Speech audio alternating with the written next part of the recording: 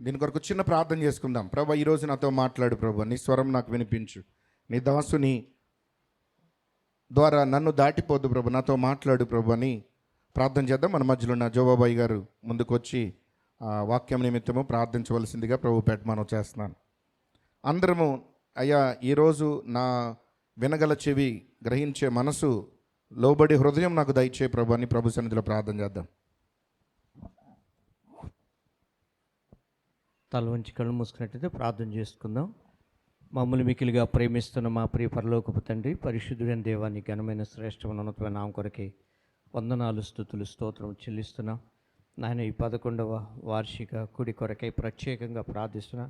ప్రియదాసులు రత్నం గారిని బట్టి వందనాలు, అలాగే శ్రీలత సహోదరిని బట్టి, కుటుంబాన్ని బట్టి, సంఘముని బట్టి వందనాలు చెల్లిస్తున్నాం. ప్రభువా అయ్యా తండ్రి, బెరాక మినిస్టర్, బెరాక పరిచయం బట్టి వందనాలు, ఆత్మీయ తల్లిదండ్రులను బట్టి వందనాలు చెల్లిస్తున్నాం. ఆయన ఉదయకాల సమయంలో ఆ ఆత్మీయ తండ్రిగా నిలబెట్టుకుని అయ్యా సంఘము ఈ విధంగా దేవుని ఆరాధించాలనే విషయంలో మీరు మాట్లాడారు. అలాగే దైవజనులు సుధాకర్ బాబు అన్న గారిని జ్ఞాపకం చేసుకుని నిలబెట్టుకుని ప్రభువా నాయన ఎఫ్ఎఫ్రాను మా ఎదుట పెట్టి నాయన తండ్రి అనేకమైనటువంటి ఆత్మీయమైనటువంటి సత్యాలు మీరు మాకు బోధించారు. నాయన మేము నీ సన్నిధిలో విని నేర్చుకుని వాటి ప్రకారం అనుసరించి నడుచుకునే వారంగా ఉండాలని ప్రభువా మీరు మాకు నేర్పించారు, బోధించారు, హెచ్చరించారు. దయగల స్వామి, నీకు వందనాలు చెల్లిస్తున్నాం. మరొకసారి ఇంతవరకు చక్కటి పాటల ద్వారా ఆరాధనలోనూ మీరు మహిమ పొందిన విధానం బట్టి వందనాలు చెల్లిస్తున్నాం. ఈ సమయంలో ప్రభువా మీ దాసులు నిలబడుచుండగా నాయన మీ నోటికి బోరగా వాడుకోండి, మాతో మాట్లాడండి, మా హృదయములను తెరవండి ప్రభువా. ప్రతి ఒక్కరితో మాట్లాడండి, దర్శించమని ప్రార్థన చేస్తున్నాను. మమ్మల్ని ప్రభావితం చేయండి ప్రభువా, నీకు వందనాలు చెల్లిస్తున్నాం. అయ్యా, మీరే జ్ఞాపకం చేసుకుని సహాయం చేయమని సమస్తమైన ఘనత, మహిమ, ప్రభావం మీకే చెల్లిస్తూ యేసుక్రీస్తు ప్రభుల వారి అతి శ్రేష్టమైన ఉన్నతమైన నామములో ప్రార్థించి స్తుతించి అడిగి వేడుకొంచున్నాము తండ్రి, ఆమేన్.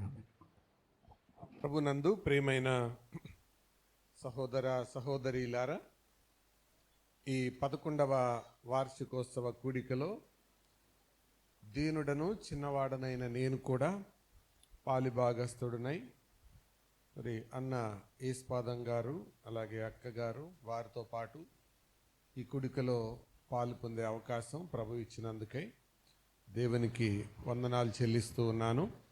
అలాగే ప్రేమతో నన్ను ఈ స్థలానికి ఆహ్వానించిన దేవుని దాసుడు రత్నంకు, అలాగే కుటుంబానికి, తర్వాత తోటి దేవుని దాసులకు కూడా వందనాలు తెలియజేస్తూ ఈ రాత్రి వాక్య ధ్యానంలోనికి వెళ్ళబోయే ముందుగా ఒక 4 రకాల శ్రోతల గురించి చెప్తాను.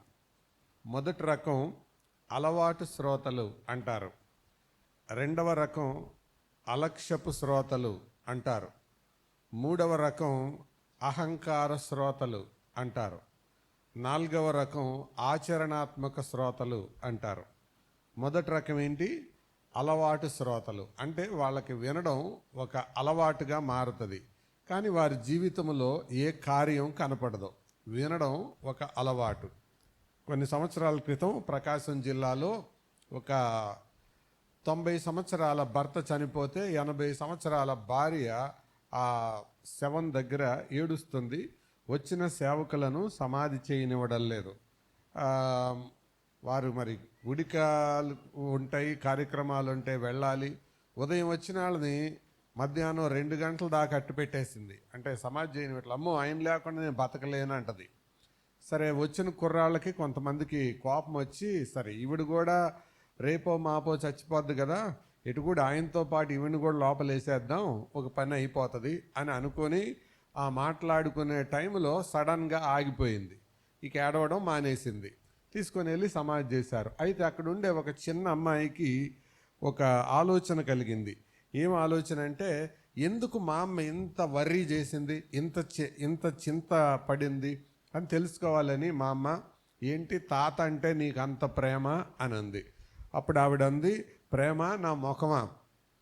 ఏమి లేదు, రోజు ఆయన గురక పెడితే కానీ నాకు నిద్ర పట్టదు. ఈ రోజు నుంచి నా కోసం ఎవరు గురక పెడతారు, అందుకే ఏడుపు వచ్చిందంట ఆవిడకి. అంటే ఆ గురక వలన ఆవిడికి ఏంటి లాభం అంటే, అది అలవాటైంది. అంటే ఒక సౌండ్ చెవిలో పడాలి. కొంతమంది వాక్యం వినేటప్పుడు అలాగే ఉంటారు, ఏదో ఒకటి వినాలి అన్నట్టు కూర్చుంటారు. ఇలాంటి వాళ్ళని అలవాటు శ్రోతలు అంటారు. రెండవ రకం వాళ్ళని అజాగ్రత్త శ్రోతలు అంటారు. వాళ్ళు విననట్టు వింటారు, సగం సగం వింటారు. వారి వినుటలో ఏ రకమైన జాగ్రత్త ఉండదు. అందుకే యేసు ప్రభువారు వినుట గురించి 2 ప్రాముఖ్యమైన మాటలు చెప్పాడు. ఆ 2 మాటలు ఏంటంటే, మీరేమి వినుచున్నారో జాగ్రత్తగా చూచుకొనుడి అన్నాడు.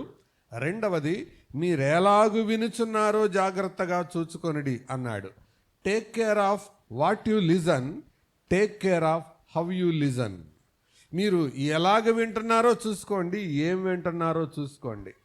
కాబట్టి వినుటకు చెవిగలవాడు వినుగాక అని యేసు ప్రభు మాటికి అనేది ఎందుకంటే, అందరికీ చెవులు ఉన్నాయి, కానీ వినే స్వభావం చాలా తక్కువ మందికి ఉంటుంది. ఇది రెండవ రకం. ఎన్ని మాటలు చెప్పాను ఇప్పుడు? 2. మొదటి రకం ఎవరు? అలవాటు శ్రోతలు. రెండవ రకం ఎవరు? అలక్ష్యపు అజాగ్రత్త శ్రోతలు. మూడవ రకం ఎవరు? అహంకార శ్రోతలు. అంటే వీళ్ళకి కొంచెం తలబిరుసు ఎక్కువ. అంటే వాక్యంలో ఏదైనా వాళ్ళని తాకింది అనుకోండి, అయితే ఏంటంటావు, మరీ అంత ఖచ్చితంగా చెప్పాలా, ముఖం మీద కొట్టినట్టు అన్నట్టు అహంకారంతో ఉంటారు. ఏం కారం? అహంకారం. అన్ని కారాల కంటే భయంకరమైన కారం అది. అది కూరలో కారం కంటే, మసాలా కారం కంటే భయంకరమైన కారం. ఏం కారం? అహంకారం. అందుకే యెహోవా అసహించుకునే వారిలో అహంకార దృష్టి ఒకటి ఉంది అని సామెతల గ్రంథకర్త రాశాడు. కాబట్టి అహంకారంగా వింటారు కొంతమంది, లెక్కలేనట్టుగా వింటారు. దేవుని దృష్టి అలాంటి వాళ్ళ మీద ఉండదు. యెషయా గ్రంథంలో అందుకే ఆ మాట రాయబడింది. ఏంటో తెలుసా? ఎవడు దీనుడై, చెప్పండి తర్వాత మాట, ఎవడు దీనుడై నలిగిన హృదయము గలవాడై నా మాట విని వణుకుచుండునో వానినే నేను దృష్టిస్తున్నాను. వానినే నేను దృష్టిస్తున్నాను అని అంటే అర్థం ఏంటి? వేరే వాళ్ళ మీద దేవుని దృష్టి లేదు అని. కాబట్టి ఈరోజు మీరు పాస్టర్ గారి దృష్టి మీ మీద ఉన్నా లేకపోయినా పర్వాలేదు, కానీ దేవుని దృష్టి లేకుండా వెళ్ళిపోతే మాత్రం అది ప్రమాదం. అది మీకేమాత్రం లాభం కాదు. కాబట్టి అహంకార దృష్టి దేవుని వాక్యం వినేటప్పుడు తగదు. ఎన్ని చెప్పాను? 3. 4వ రకం ఆచరణాత్మక శ్రోతలు. అంటే దేవుని వాక్యం విన్నప్పుడు అది వాళ్ళ ఆచరణలోకి తీసుకొస్తారు. ఎన్ని చెప్పాను? 4 చెప్పి ఇప్పుడు ఒక ప్రశ్న అడుగుతున్నా. ఇంతకీ మీరు ఏ శ్రోతలు అది చెప్పండి, తర్వాత వాక్యంలోకి వెళ్దాం.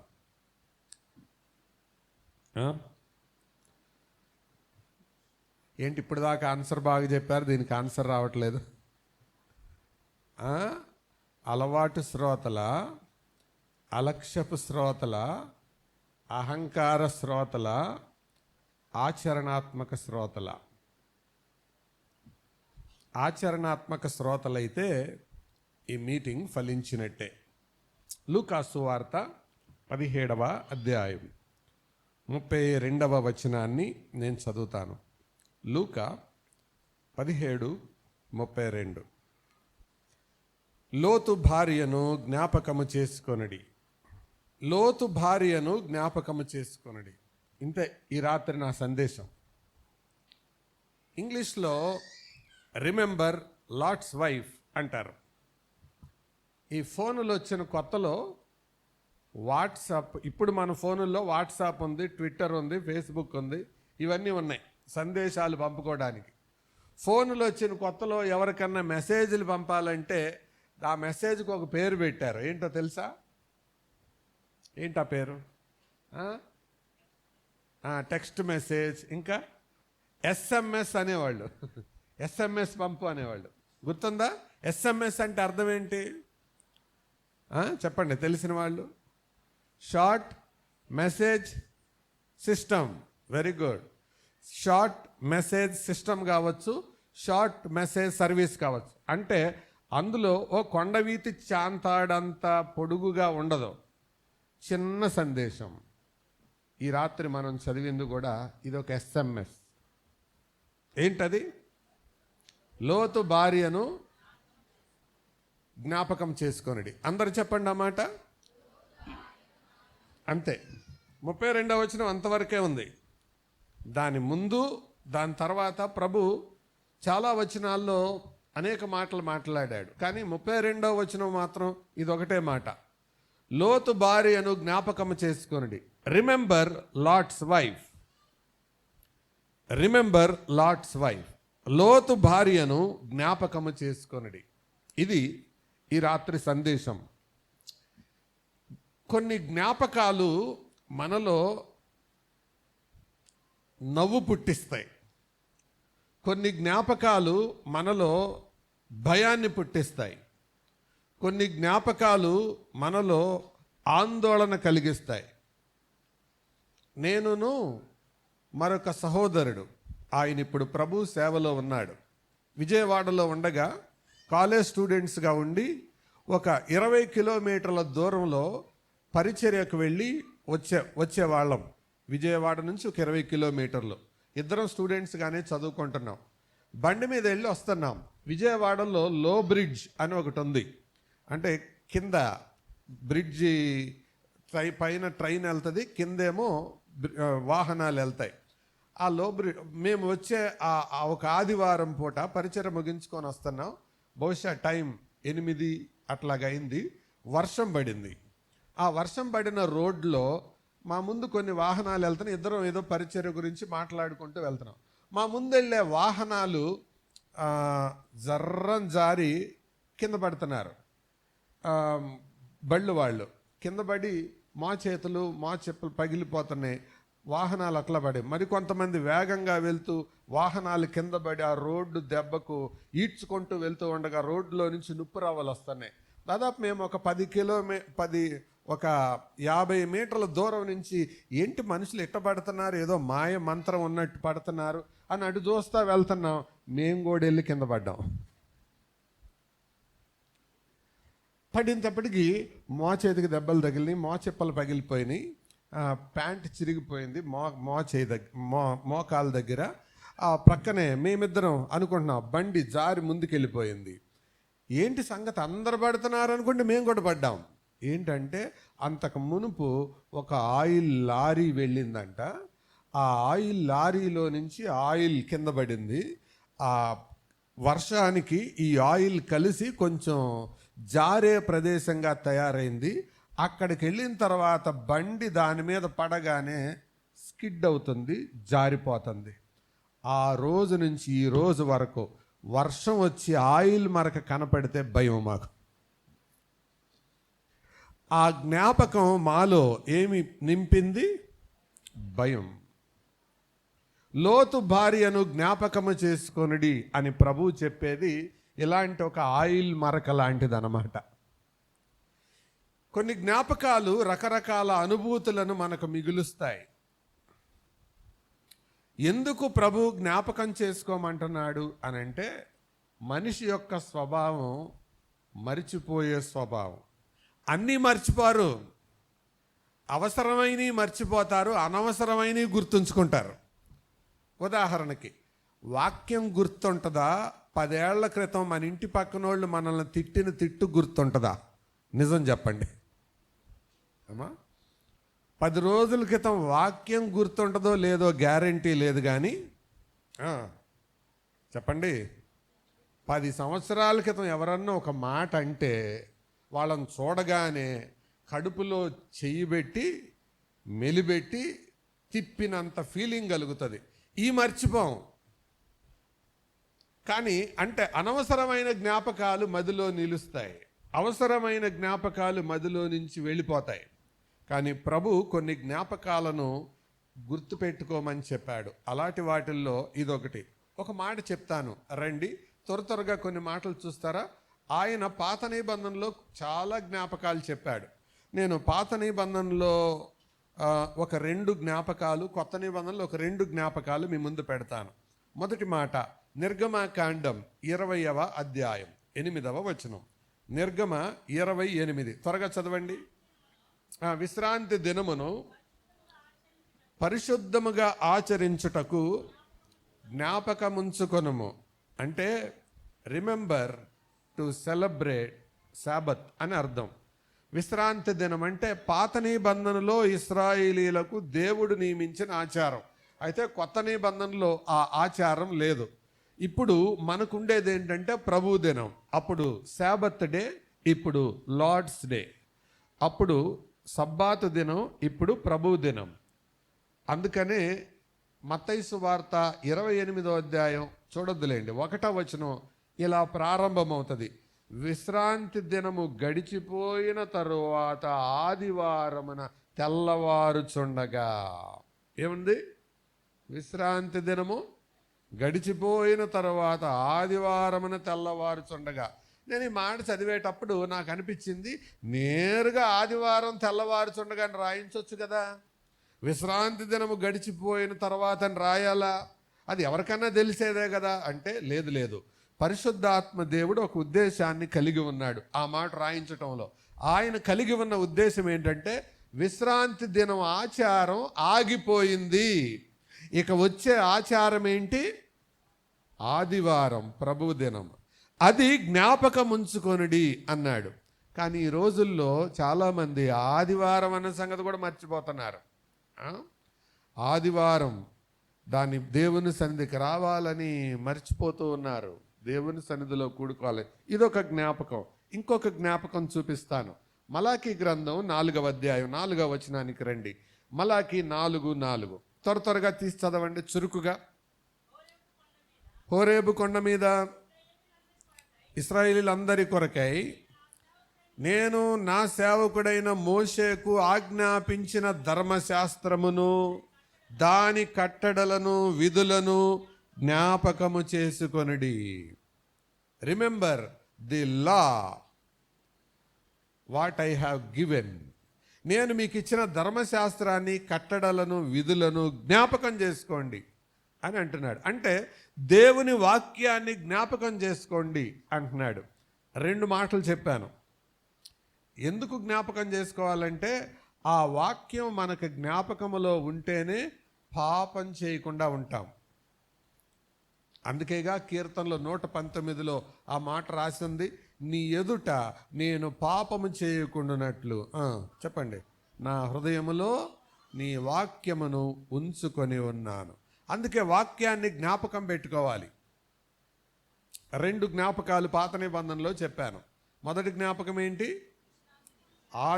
అదే ప్రభు దినాన్ని ఆచరించుట జ్ఞాపకం చేసుకో. రెండవది దేవుడిచ్చిన వాక్యమును జ్ఞాపకం ఉంచుకో. మూడవది క్రొత్త నిబంధనలో చూపిస్తాను 3:4 కొరింథీయులకు రాసిన మొదటి పత్రిక 11వ అధ్యాయం 25వ వచనం. 1 కొరింథీ 11:25. ఆ ప్రకారమే భోజనమైన పిమ్మట ఆయన ఒక పాత్రని ఎత్తుకొని, ఈ పాత్ర నా రక్తం వలన క్రొత్త నిబంధన, మీరు దీనిలోనిది త్రాగునప్పుడల్లా నన్ను జ్ఞాపకము చేసుకొనుటకై దీనిని చేయడం చెప్పాను.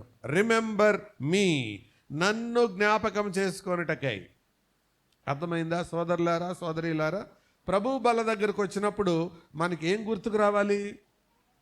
ప్రభు గుర్తుకు రావాలి.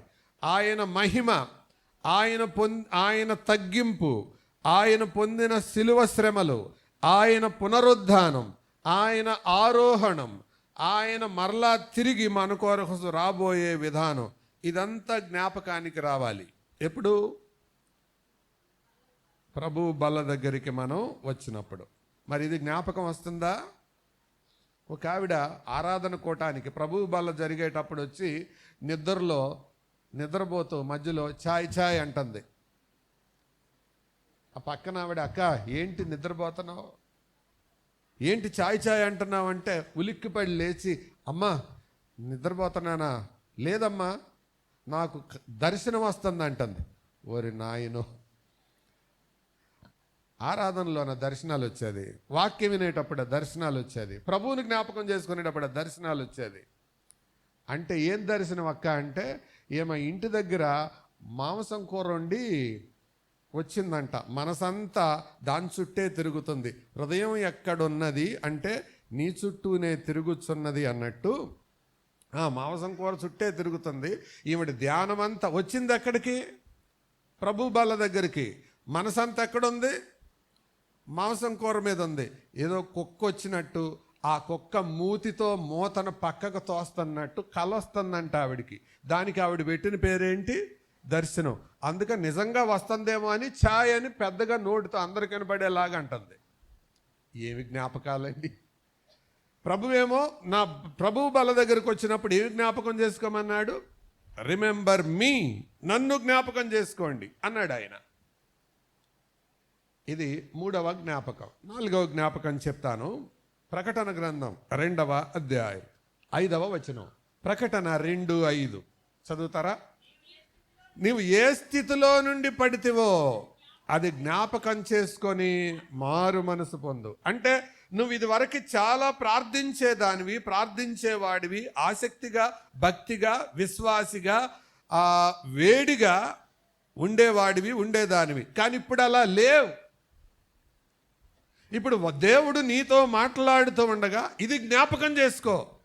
ఏది జ్ఞాపకం చేసుకో? నువ్వు ఇదివరకు ఏ స్థితిలో ఉన్నావో అది జ్ఞాపకం చేసుకో. Remember your past devotion. నీ గతకాలపు భక్తిని జ్ఞాపకం చేసుకో. ఎన్ని మాటలు చెప్పాను? 4. చెప్పండి. పాత నిబంధనలో 2 చెప్పాను. ఏంటది? ప్రభు దినాన్ని జ్ఞాపకం చేసుకో. 2 ప్రభు వాక్యాన్ని జ్ఞాపకం చేసుకో. 3 ప్రభు బల దగ్గరికి వచ్చినప్పుడు ప్రభువుని జ్ఞాపకం చేసుకో. 4 ప్రభువు నిన్ను రక్షించినప్పుడు తొలి దినాల్లో నువ్వు ఎంత ఆసక్తితో, ఎంత భక్తితో ఉండేవాళ్ళవు దానివో అది జ్ఞాపకం చేసుకో. ఒకసారి అందరు నా కళ్ళల్లో కళ్ళు పెట్టి చూడండి, తిన్నగా చూడండి. మిమ్మల్ని తిన్నగా ఒక ప్రశ్న అడుగుతాను. రక్షణ పొందినప్పుడున్నంత ఆసక్తి, రక్షణ పొందినప్పుడున్నంత భక్తి, రక్షణ పొందినప్పుడున్నంత ప్రార్థన ఇప్పుడు కూడా నాకుందండి అన్న వాళ్ళు గుండె మీద చేసుకొని చెప్పండి. మీ గుండె ఆగిపోతే నా పూచి కాదు. అందుకే ప్రభు అంటున్నాడు, నువ్వు ఇదివరకు 100% దగ్గర ఉన్నావు, ఇప్పుడు 10% తగ్గి 90%తో సాగుతున్నావు. పర్వాలేదులే, ఫస్ట్ క్లాసులో ఉన్నావని నేను అనుకోవడల్లా. నువ్వు పూడ్చుకొని ఆ 10% కూడా పైకిలే, అక్కడ సాగాలి. నువ్వు ఈ 10% విషయంలో నువ్వు అజాగ్రత్తగా ఉంటే అసలు నేను నీ దీపస్తంభాన్నే లేకుండా ఎత్తి పడేస్తానన్నాడు. మన ప్రభు అంత రోషం కలిగిన దేవుడు. అందుకే జ్ఞాపకం చేసుకో. 4 జ్ఞాపకాలు గుర్తున్నాయా? జ్ఞాపకాలు. రక్షించబడినప్పుడు ఎలాగున్నావు? అప్పుడండి అసలు ఏ కూడిక మిస్ అయ్యే వాళ్ళం కాదండి అంటారు. మరి ఇప్పుడేమైందండి? కాలం గడిచే కొద్దీ మర్చిపోతూ ఉంటాం. అందుకే ప్రభు ఏమంటున్నాడు? జ్ఞాపకం చేసుకో, జ్ఞాపకం చేసుకో. జ్ఞాపకం చేసుకోకపోతే జరిగే చాలా నష్టాలు బైబిల్లో ఉన్నాయి. 2 నష్టాలు చెప్తాను, రండి. మొదటి నష్టం నెహెమ్యా గ్రంథం 9వ అధ్యాయం 17వ వచనానికి వద్దాం. నెహెమ్యా గ్రంథం 9:17. జ్ఞాపకం చేసుకోకపోతే కలిగే 2 నష్టాలు చెప్తాను. వారు విధేయులగుటకు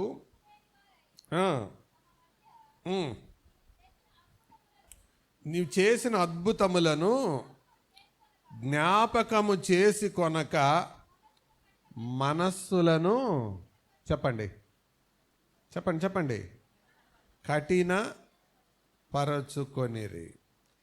జ్ఞాపకం చేసుకోకపోతే జరిగే ప్రమాదం ఏంటో తెలుసా?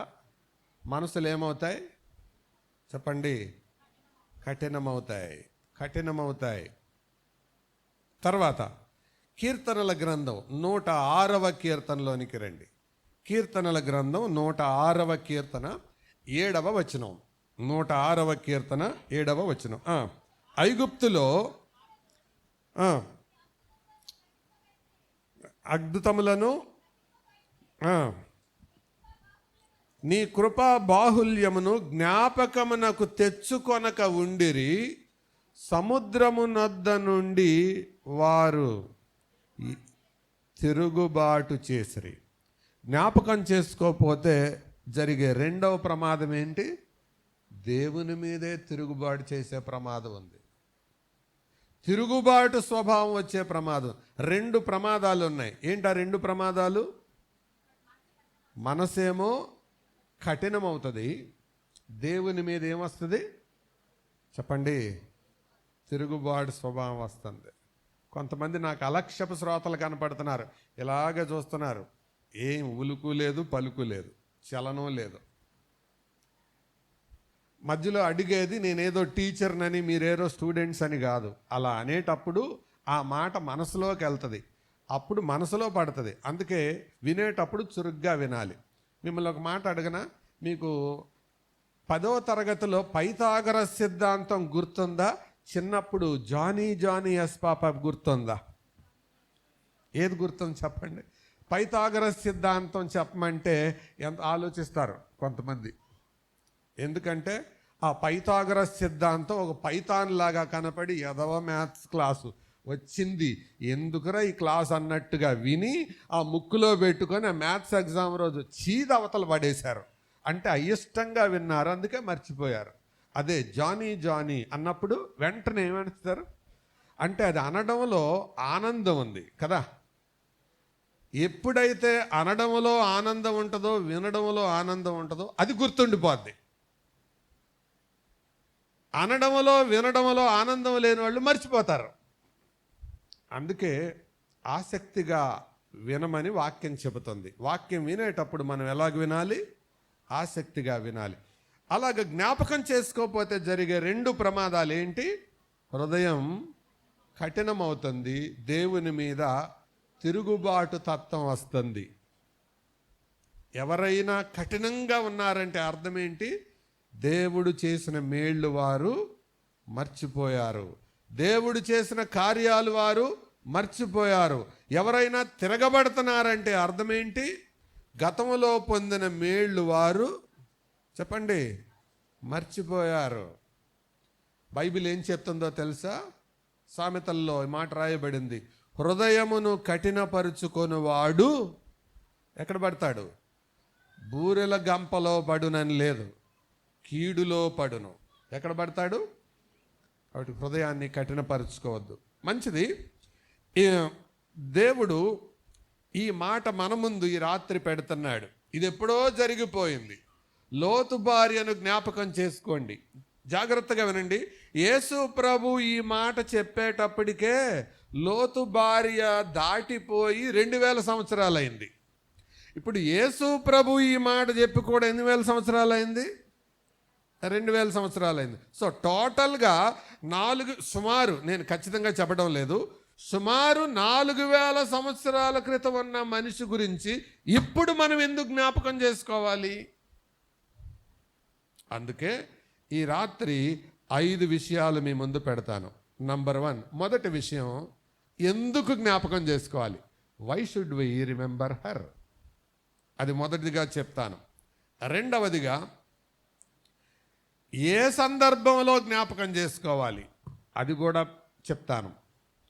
మూడవదిగా, ఎలాగూ జ్ఞాపకం చేసుకోవాలి? అది కూడా చెప్తాను. ఆ తర్వాత ఏ విషయాల్లో జ్ఞాపకం చేసుకోవాలి? అది కూడా చెప్తాను. చివరిగా, ఆమెను జ్ఞాపకం చేసుకోవడం వలన మనకు కలిగే, మనం నేర్చుకునే సంగతులు చెప్పి నేను నా సందేశాన్ని ముగిస్తాను. మొదటిగా ఏం చెప్తానన్నాను? ఎందుకు జ్ఞాపకం చేసుకోవాలి? దేవుని వాక్యాన్ని జాగ్రత్తగా మనం గమనిస్తే పాత నిబంధనలో రాయబడిన సంగతులు 2 విషయాలు మనకు నేర్పిస్తున్నాయి. సమయాన్ని బట్టి నేను అది చదవడం లేదు, కానీ ఊరికే మెన్షన్ చేస్తాను. రోమీయులకు రాసిన పత్రిక 15వ అధ్యాయము 4వ వచనములో ఈ మాట రాయబడింది. ఏంటో తెలుసా? ఇవి బోధ కలుగుటకు రాయబడెను. ఎందుకు రాయబడ్డాయి? చెప్పాలి. ఎలయనగా ఓర్పు వలనను లేఖనముల వలన ఆదరణ వలనను మనకు నిరీక్షణ కలుగుటకై పూర్వమందు రాయబడినవన్నీ మనకు బోధ కలుగు నిమిత్తము రాయబడి ఉన్నవి. ఎందుకు రాయబడి చెప్పండి పెద్దగా? బోధ కలుగు నిమిత్తం. ఆఖరి వాళ్ళు చెప్పండి. Very good. బయట వాళ్ళు చెప్పండి ఒకసారి. వినపట్ల. వెరీ గుడ్, బాగా చెప్పారు. బోధ కలుగు నిమిత్తం. కాబట్టి పాత నిబంధనలో సంగతులు ప్రభు ఎందుకు రాయించాడు? బోధ కలుగు నిమిత్తం. రెండవ మాట చెప్తాను. కొరింథీయులకు రాసిన మొదటి పత్రిక 10వ అధ్యాయం 11వ వచనం. 1 కొరింథీ పత్రిక 10:11. ఈ సంగతులు దృష్టాంతములుగా వారికి సంభవించి యుగాంతమందున్న మనకు ఏం కలుగుటకై? బుద్ధి కలుగుటకై. కాబట్టి ఎందుకు రాయించాడు? ఇప్పుడే కదా చదివాం మనం, బుద్ధి కలగటానికి. కాబట్టి రాయించడానికి 2 సంగతులు, 2 కారణాలు. మొదటి కారణం ఏంటి? బోధ కలగటానికి. రెండోది, ఈ రెండిటికి తేడా ఏంటి? బోధ వింటే బుద్ధి వస్తుంది. వెరీ గుడ్, చాలా బాగా చెప్పావమ్మా. సరే, నా పద్ధతిలో నేను చెప్తాను. బోధ అంటే సానుకూలమైన వాటిల్లో నుంచి మనం నేర్చుకునేది బోధ. ప్రతికూలమైన వాటిల్లో నుంచి నేర్చుకునేది బుద్ధి. తేడా చెప్తాను, వినండి. బాగా చదువుకున్న వ్యక్తిని చూసి మనం నేర్చుకునేది బోధ. చదువుకోకుండా తప్పిపోయిన వాడు, బజారు పాలైన వాడి నుంచి నేర్చుకోవాల్సింది బుద్ధి. నేను ఒక అమ్మాయి గురించి పేపర్లో వేస్తే చూశాను. వాళ్ళ నాన్న రిక్షా డ్రైవర్ అంట, రిక్షా పుల్లర్ అంటే రిక్షా లాగేవాడు. ఆ అమ్మాయికేమో బాగా చదువుకోవాలని తపనుంది, కలెక్టర్ అవ్వాలని తపనుంది. అయితే వాళ్ళ నాన్న చదివించలేని స్థితిలో ఉన్నాడన్న సంగతి ఆమెకు అర్థమయ్యి, నాన్న నువ్వు నన్ను చదివించలేని స్థితిలో ఉన్నావని నాకు తెలిసింది, కానీ అడగలేక అడుగుతున్నాను. మా ఫ్రెండ్స్ అందరూ పెద్ద పెద్ద కోచింగ్ సెంటర్లో జాయిన్ అవుతున్నారు నాన్న, నాకు నిన్ను జాయిన్ చేయమనే అర్హత కానీ ధైర్యం కానీ లేదు. నువ్వేమనుకోకపోతే ఒక 5,000 రూపాయలు పెట్టి సెల్ ఫోన్ కొనిస్తే నేను ఇందులో అన్అకాడమీ అని ఒక యాప్ ఉంది, అందులో వీడియోస్ చూసి నేను పోటీ పరీక్షలు రాస్తాను, పరీక్ష కొరకు సిద్ధపడతాను అని అంటే, కూతురు అడిగిన దానికి దాచిన డబ్బులు, కొంత డబ్బులు అప్పు తీసుకొచ్చి 5,000 పెట్టి సెల్ ఫోన్ కొన్నాడు. వీళ్ళ ఫ్రెండ్స్ అందరూ 60,000-70,000 వేలు కట్టి కోచింగ్ సెంటర్లో జాయిన్ అయ్యారు.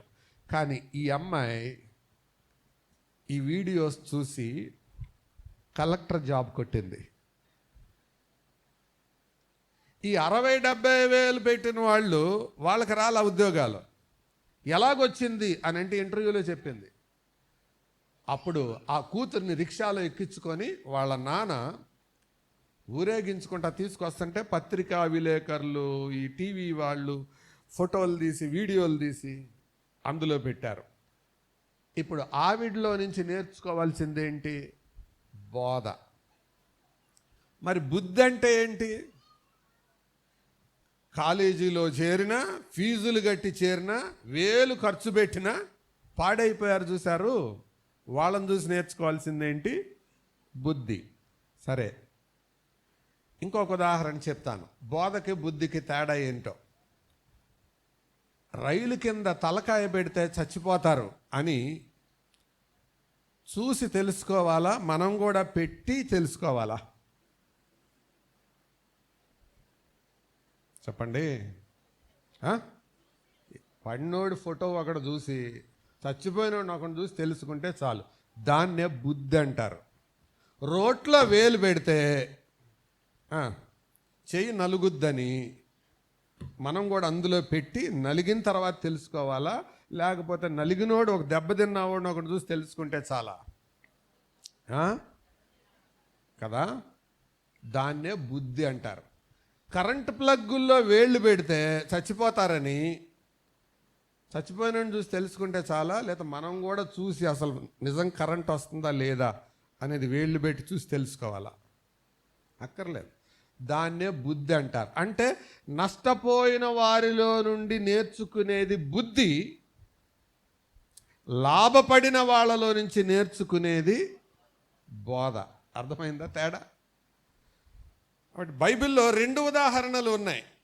బోధ ఉంది, బుద్ధి ఉంది. ఇప్పుడు ఈ రాత్రి మనం చదువుకున్న వచనం ఏంటది? మన వచనం ఏంటి? లోతు భార్యను జ్ఞాపకం చేసుకోండి, అంతే. మరి లోతు భార్యలోంచి మనం నేర్చుకునేది ఏంటి? బోధ, బుద్ధ? బుద్ధి. ఓకే, అందుకే జ్ఞాపకం చేసుకోవాలి.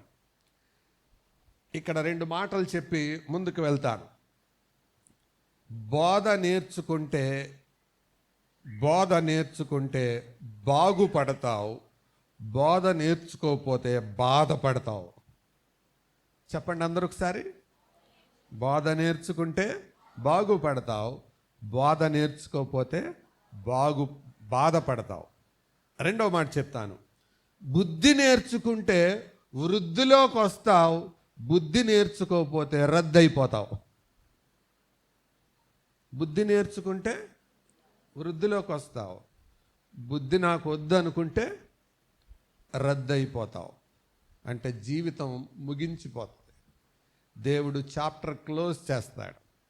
అలాగా కొంతమంది జీవితాలు ముగించేశాడు ఆయన.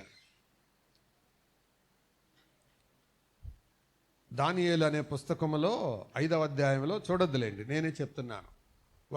ఆ బబులోను సామ్రాజ్యపు చివరి రాజుతో మాట్లాడుతూ దానియేలు ఏమన్నాడో తెలుసా? ఈ సంగతి అంతా నీకు తెలిసి కూడా నీవు నీ హృదయాన్ని అణుచుకోలేదు, కాబట్టి దేవుడు నీ రాజ్యాన్ని తీసివేసి మాదీయులకు పారసీకులకు ఆయన ఇవ్వబోతున్నాడు అని కింద ఆఖరి వచనం ఎలా ముగించబడుతుందో తెలుసా? ఆ రాత్రి అందే కల్దీయుల రాజుకు బెల్షజరు హతుడాయను. ఎందుకు? గత చరిత్రలు చూసి కూడా బుద్ధి తెచ్చుకోలేదు. ఎవరు? బెల్షజరు.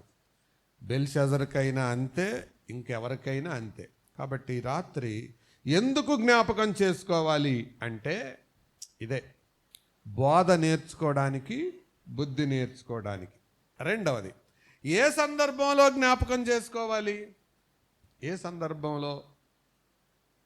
చూడండి, ఏ సందర్భంలో జ్ఞాపకం చేసుకోవాలో 17వ అధ్యాయంలోనికి వద్దాం. ఈ 17వ అధ్యాయాన్ని సందర్భం చెప్పబోయే ముందు నేను ఒక మాట చెప్తాను. 26వ వచనం చూడండి. నోవహు దినములలో జరిగినట్టు మనుష్య కుమారుని దినములలోనూ జరుగును. తర్వాత 28వ వచనానికి రండి. లోతు దినములలో జరిగినట్టును జరుగును. అంటే ఏ రోజుల్లో దృష్టిలో పెట్టుకొని మాట్లాడుతున్నాడు ఆయన? మనుష్య కుమారుని దినాలు. అంటే ఏ దినాలు? రాకడ దినాలు. కాబట్టి ఏ నేపథ్యంలో మాట్లాడుతున్నాడు ఆయన? రాకడ దినాల్లో మనుషులు ఇలా ఉంటారు. ఏ సందర్భంలో మాట్లాడుతున్నాడు ఆయన? లోతు భార్యను జ్ఞాపకం చేసుకోండి అని. రాకడ దినాలను దృష్టిలో పెట్టుకొని మాట్లాడుతున్నాడు. అర్థమైందా? మనం కూడా ఏ కాలంలో ఉన్నాం? రాకడ దినాల్లో ఉన్నాం. ఇదిగో త్వరగా వచ్చుచున్నాను అని అన్నాడు. వాని క్రియ చొప్పున ప్రతి వానికిచ్చుటకు నేను సిద్ధపరిచిన జీతము నా యొద్ద ఉన్నది అని చెప్పాడు. ఆ రాకడకు దగ్గరగా మనం బ్రతుకుతున్నాం. ఎప్పుడొస్తుందో మనకు తెలియదు. ఆ రోజుల్లో బ్రతుకుతున్నాం. ఆ రాకడ దినాలను దృష్టిలో పెట్టుకొని ఆయన మాట్లాడుతున్నాడు. ఏమని? లోతు భార్యను జ్ఞాపకం చేసుకోండి. ఇలాంటి మనుషులు ఉంటారు. 2 మాటలు చెప్పాను, 2 ప్రశ్నలకు జవాబు మనం చూసాం. ఎందుకు జ్ఞాపకం చేసుకోవాలో మొదటి మాట చెప్పాను. ఏ సందర్భంలో జ్ఞాపకం చేసుకోవాలో రెండవ మాట చెప్పాను. ఎందుకు జ్ఞాపకం చేసుకోవాలి?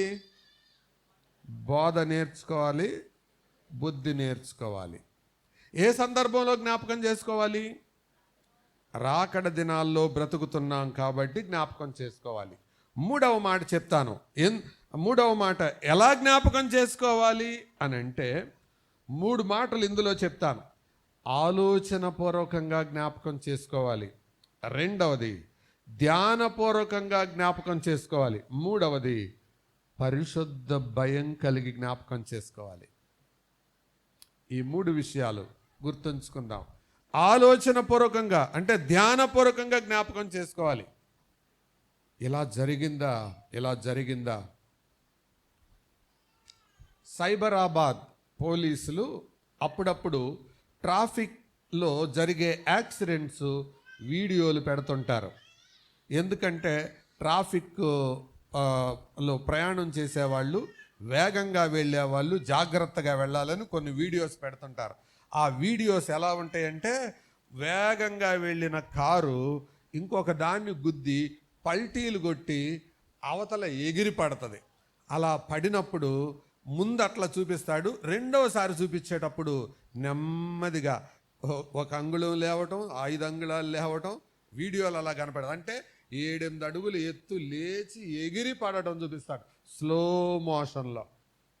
అలాగే లోతు భార్య గురించి జ్ఞాపకం చేసుకునేటప్పుడు స్లోగా ఆలోచనపూర్వకంగా జ్ఞాపకం చేసుకోవాలి. అది అర్థమైందా? 3 ప్రశ్నలు చెప్పాను. 4వ మాట చెప్తాను. ఏ విషయాల్లో జ్ఞాపకం చేసుకోవాలి, ఏ విషయాలు జ్ఞాపకం చేసుకోవాలంటే ఇది ఇంకా జాగ్రత్తగా వినండి. మీరు జాగ్రత్తగా వింటున్నారు, ఇది ఇంకా జాగ్రత్తగా వినండి. మొదటి మాట, ఆమెకున్న అవకాశాలు చెప్తాను. రెండవది మాట, ఆమెకున్న అవలక్షణాలు చెప్తాను. దేవుడు ఆమెకు ఏమిచ్చాడు? అవకాశాలు ఇచ్చాడు. బైబిల్లో ఉన్న దేవుడు తీర్పు తీర్చేటప్పుడు ఎవరికి అవకాశాలు ఇవ్వకుండా తీర్పు తీర్చడు. రాసి పెట్టుకోండి ఆ మాట. ఏదో ఒక రకమైన అవకాశాన్ని తప్పకుండా ఆయన కలిగిస్తాడు.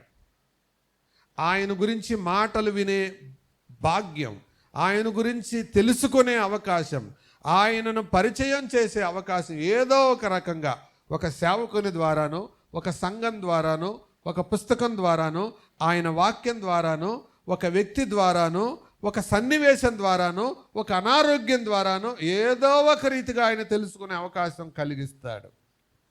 అది నువ్వు గుర్తించాలి. ఈమెకు ఎన్ని అవకాశాలు ఉన్నాయి? నంబర్ 1, మామగారు ఉన్నాడు. మామగారు, బావగారు. ఎవరు? అబ్రహాం. ఆయన ఎవరు? దేవుని స్నేహితుడు. అదే కదా ఆయన బిరుదు.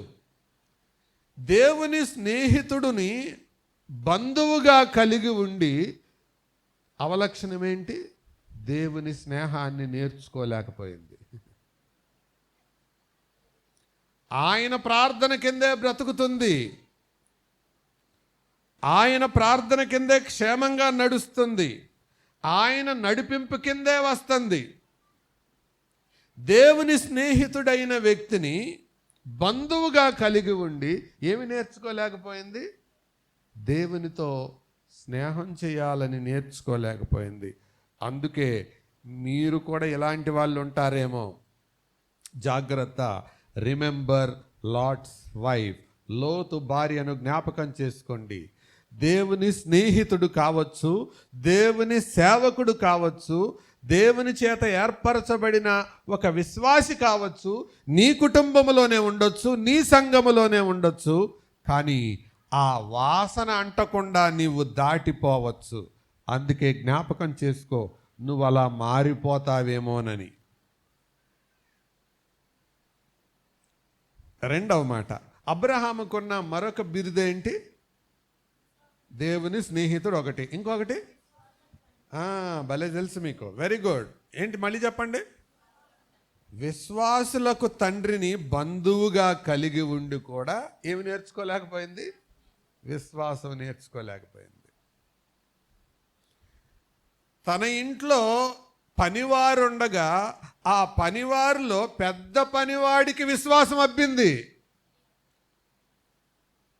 పేరు లేదులేండి అక్కడ, పెద్ద దాసుడు అని ఉంటుంది.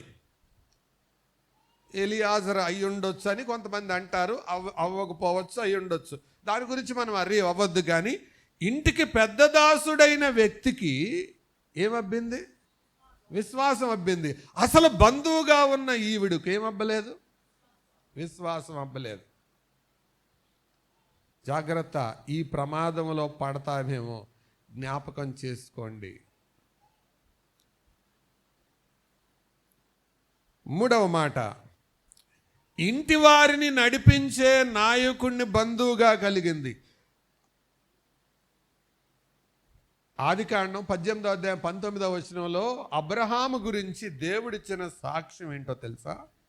చదవండి. ఆదికాండం 18:19. ఎట్లనగా యెహోవా అబ్రహామును గురించి చెప్పినది కలుగుజేయనట్లు అతడు తరువాత తన పిల్లలను తన ఇంటి వారును నీతి న్యాయములు జరిగించుచు యెహోవా మార్గమును గైకొనుటకు అతడు వారికి ఆజ్ఞాపించినట్లు నేను అతని ఎరిగి ఉన్నానెనను. అంటే దేవుడు సాక్ష్యం ఇస్తున్నాడు. తన ఇంటి వారిని నడిపించేవాడు, తన ఇంటి వారికి ఆజ్ఞాపించేవాడు. జాగ్రత్తగా వినండి. బంధువుగా ఎవరిని కలిగి ఉంది? ఇంటి వారందరినీ నడిపించే అబ్రహామును బంధువుగా కలిగి ఉండి కనీసం తన కూతుర్లను నడిపించుకోలేకపోయిందండి. అవునా కాదా? అబ్రహామేమో తన కొడుకుని భార్యను మాత్రమే కాదు, అబ్రహాం ఇంట్లో పనివారు ఎంతమంది? 318 మంది. 318 మందిని నడిపించుకోగలుగుతుంటే కనీసం తన ఇంటి వారిని నడిపించుకోలేకపోయింది. సొలొమోను ఏమన్నాడు? జ్ఞానవంతురాలు కట్టును. కానీ ఇప్పుడు ఇవిడ జ్ఞానవంతురాలు అందామా? మూఢురాలు, మూర్ఖురాలు. ఇవన్నీ తెలుసు. దేవుని స్నేహితుడు స్నేహాన్ని నేర్చుకోలేకపోయింది. విశ్వాసులకు తండ్రి విశ్వాసం నేర్చుకోలేకపోయింది. ఇంటి వారిని నడిపించే నాయకుడు ఆ నాయకత్వ లక్షణాలు నేర్చుకోలేకపోయింది. ఎన్నో తన కుటుంబం కొరకు ప్రార్థించే వ్యక్తి ఎవరు? అబ్రహాం. అవునా కాదా? 18వ అధ్యాయం మీరు చూస్తే దేవుని ముందు అసలు అబ్రహాము ఎంత తగ్గించుకున్నాడో. ఇదంతా ఎవరి కోసం? సొదొమ గుమ్మరాల కోసం కాదు, లోతు కుటుంబం కోసమే. అలాగా దేవా దుమ్మును ధూళిని అని అనుకుంటా ఎక్కడి నుంచి ఎక్కడికి తెచ్చాడు? 50 నుంచి 10 మంది దాకా తెచ్చాడు. 50 నుంచి ఎక్కడ దాకా తీసుకొచ్చాడు? 10 మంది దాకా లాక్కొచ్చాడు. అంటే ఆయన దృష్టిలో కనీసం ఆ ఇంట్లో 10 మంది ఉంటారని. ఎలా తెలుసు అని అంటే ఆ ముందు అధ్యాయంలో రాయబడి ఉంటుంది. అవన్నీ మనం చూడలేం. ఇక్కడ నీకు ఎవరున్నారు? లోతు ఇంట్లో ఎంతమంది ఉండి ఉంటారు? సరే ఒకసారి లెక్కేద్దాం రండి. మీరు అలా చూస్తుంటే నాకు అనుమానం వస్తుంది. ఆదికాండం 19వ అధ్యాయం 12వ వచనం. అప్పుడు ఆ మనుషులు లోతుతో, ఇక్కడ నీకు మరి ఎవరున్నారు? నేను చదువుతున్నాను. నీ అల్లుని, తర్వాత నీ కుమారులను, నీ కుమార్తెలను. నీ అల్లుని అంటే బహుశా కూతురికి పెళ్ళైపోయి ఉంటుంది. అల్లుడు ఎంతమంది? లెక్క పెట్టండి. 2. ఓకే. తర్వాత నీ కుమారులు ఎంతమంది? కుమారులు అంటే ఎంతమంది మనకు లెక్కలేదు కాబట్టి కుమారులని ఎప్పుడు అంటారు? కనీసం 2 ఉండాలి. ఇప్పుడు లెక్క పెట్టండి. ఇంకొక 2 అయ్యారు. ఓకే. తర్వాత నీ కుమార్తెలను. కుమార్తెలు ఎంతమంది? వాళ్ళకి 2. మొత్తం ఎంతమంది అయ్యారు? 6. వీళ్లను పెళ్ళాడబోతున్న వాళ్ళు ఎంతమంది? వాళ్ళకి 2 కదా. మరి లోతు భార్య వీళ్ళకి 2. సో మొత్తం ఎంతమంది? 12. 10 కదా. నాకు 10 వచ్చింది. మరి మీకు 10 వచ్చిందా? ఓకే. అంటే ఇప్పుడు నాకు అర్థమైంది ఏంటంటే అబ్రహాము 10 మంది దగ్గర ఎందుకు ఆపాడు అంటే కనీసం లోతు గురించి ఆయనకున్న ధైర్యం ఏంటంటే ఈ 10 మందిని భక్తిలో నడిపించుకొని ఉంటాడని అక్కడ ఆపేశాడు. అబ్రహాం ఆపాడో దేవుడు ఆగిపోయాడో అధ్యాయం చదివితే మనకు అర్థమవుతుంది. మొత్తానికి 10 మంది ఉంటారనేది అబ్రహాం ధైర్యం. ఇంత దాకా 50 మంది దగ్గర నుంచి 10 మంది దాకా లాక్కొచ్చింది ఎవరి కోసం? ఎంత తగ్గించుకుంటే ఆ ప్రార్థనా ప్రభావం కిందకు వచ్చిందా? ఆవిడ వచ్చిందా? రాలేదు. కాబట్టి ఇది చదివితే నాకు ఒక సామెత గుర్తొచ్చింది. ఏంటో సామెత తెలుసా? ఎంత బతికి చెప్పండి ఇంటి వెనకాల వచ్చింది. బంధువు రూపంలో ఎన్ని నేర్చుకోవచ్చు ఆవిడ? దేవునితో స్నేహం నేర్చుకోవచ్చు, ప్రార్థన నేర్చుకోవచ్చు, విశ్వాసం నేర్చుకోవచ్చు, బలిపీఠం నేర్చుకోవచ్చు. ఈ రాత్రి దేవుని వాక్యం వింటున్న సహోదరుడా, సహోదరి, నీ ఇంట్లో రక్షించబడిన ఒక వ్యక్తిని దేవుడు ఉంచాడంటే అర్థం ఏంటో తెలుసా? విశ్వాసం, ప్రార్థన జీవితం, దేవునికి ఇవ్వడం నువ్వు నేర్చుకోవాలని. కానీ ఇదేమి అబ్బటం లేదు చాలామందికి. బంధువుగా ఆమెకు అవకాశం బంధు రూపంలో ఇచ్చాడు. రెండవ అవకాశం ఏంటో తెలుసా? సర్వోన్నతుడైన దేవుని యాజకుడు వచ్చాడు. ఎవరు ఆయన? మెల్కీసెదెక్. మెలెక్సెదెక్ అంటారు. మెల్కీసెదెక్ అంటే నీతిరాజు, సమాధానపు, షాలేము రాజు అని అర్థం. నీతిరాజు, సమాధానపు రాజు అనే అర్థం ఇచ్చు షాలేము రాజు అని మనం చదువుతాం. అంటే దేవాది దేవుడే యాజకునిగా వచ్చాడు. ఎందుకంటే ఆయన ప్రభువే అని చాలామంది యొక్క అభిప్రాయం. నేరుగా దేవుని కుమారుడే యాజకుల్లాగా వారికి ప్రత్యక్షమైతే ఆ ప్రభావం కూడా పడలేదండి ఆవిడికి. బంధువు యొక్క ప్రభావం పడల. సర్వోన్నతుడైన దేవుని యాజకుడైన మెల్కీసెదకు వచ్చి అబ్రహామును ఆశీర్వదిస్తూ ఉండగా అదంతా చూసింది. చెరలో చిక్కుకుపోయిన వీరు ఏ రీతిగా విడిపించబడ్డారో, ఆయన ఏ రీతిగా విడిపించాడో, దేవుడు విడిపించాడో, ఈ యాజకుడు వచ్చి అబ్రహాముని ఏ రీతిగా ఆశీర్వదించాడు, ఇదంతా చూసింది. కానీ ఆ ఆశీర్వాదం కిందకి రాలేకపోయింది. తర్వాత మూడవ నష్టం ఏంటో తెలుసా? మూడవ రకం ఎవరంటే దేవుని దూతలే వచ్చారు ఇంటికి. ఎవరు వచ్చారు? దేవుని దూతలే వచ్చి చెయ్యి పట్టుకొని బయటికి లాగారు. లాగినా పనిచేయలా. ఒకడు అన్నాడంట వెనకటికి, మా అమ్మ నాన్నగా బట్టిన పిచ్చే కానీ నాకు చదివేందుకురా అన్నాడంట. ఏమన్నాడు? మా అమ్మ నాన్నకి బట్టిన పిచ్చే కానీ నాకు చదివేందుకురా. అలాగే ఆ దేవుడికి అబ్రహాముకి ఎలగబట్టిన పిచ్చే కానీ నాకెందుకురా పరలోకం అన్నట్టుంది, నాకెందుకు రక్షణ అన్నట్టుంది. అబ్రహాము ప్రభావము పడలేదు, యాజకుని ఆశీర్వాదము పడలేదు, దేవుని దూతలు బలవంతంగా చేయబట్టుకొని లాక్కొచ్చారు, అది కూడా పడలేదు. నాలుగవ అవకాశం ఏమిచ్చాడో తెలుసా? నీతిమంతుడైన వ్యక్తిని భర్తగా ఇచ్చాడు. ఎవరిని? భర్త ఎవరు? నీతిమంతుడు. ఎక్కడుందన్నమాట? పేతురు 2వ పత్రికలో రాయబడింది. నీతిమంతుడైన లోతు సహితము అని. ఇప్పుడు చెప్పండి, భర్తకు లొంగిందా? చెప్పాలి. లొంగల. దూతలకు లొంగిందా? లొంగల. సర్వోన్నతుడైన యాజకుని మాట విందా? వినలా. బంధువుగా ఉన్న అబ్రహాము యొక్క ప్రభావం ఏమన్నా పడిందా? పడలా. మీరు న్యాయం చెప్పండి. కేసు ఇప్పుడు బెరాక బీరంగూడలోకి తీసుకొచ్చాం. ఏమి శిక్ష చేయొచ్చు ఆమెకి? మీరు తీర్పర్లు ఇప్పుడు. సరే, ముందు దేవుని కాసేపు అట్లా ఉంచుదాం. మీరు చెప్పండి, ఏం చేయొచ్చు? ఇన్ని రకాలుగా ప్రయత్నాలు చేశాడు దేవుడు. అబ్రహాము ద్వారా, యాజకుని ద్వారా, దూతల ద్వారా, భర్త ద్వారా ప్రయత్నం చేశాడు. కానీ ఆవిడ ఏం చేయలే? లొంగల. అందుకే చెప్తున్నాడేమని? లోతు భార్యను జ్ఞాపకం చేసుకోండి. ఎంత పనికి మాలిన స్థితిలోనికి వెళ్ళిపోతారేమో, జాగ్రత్త.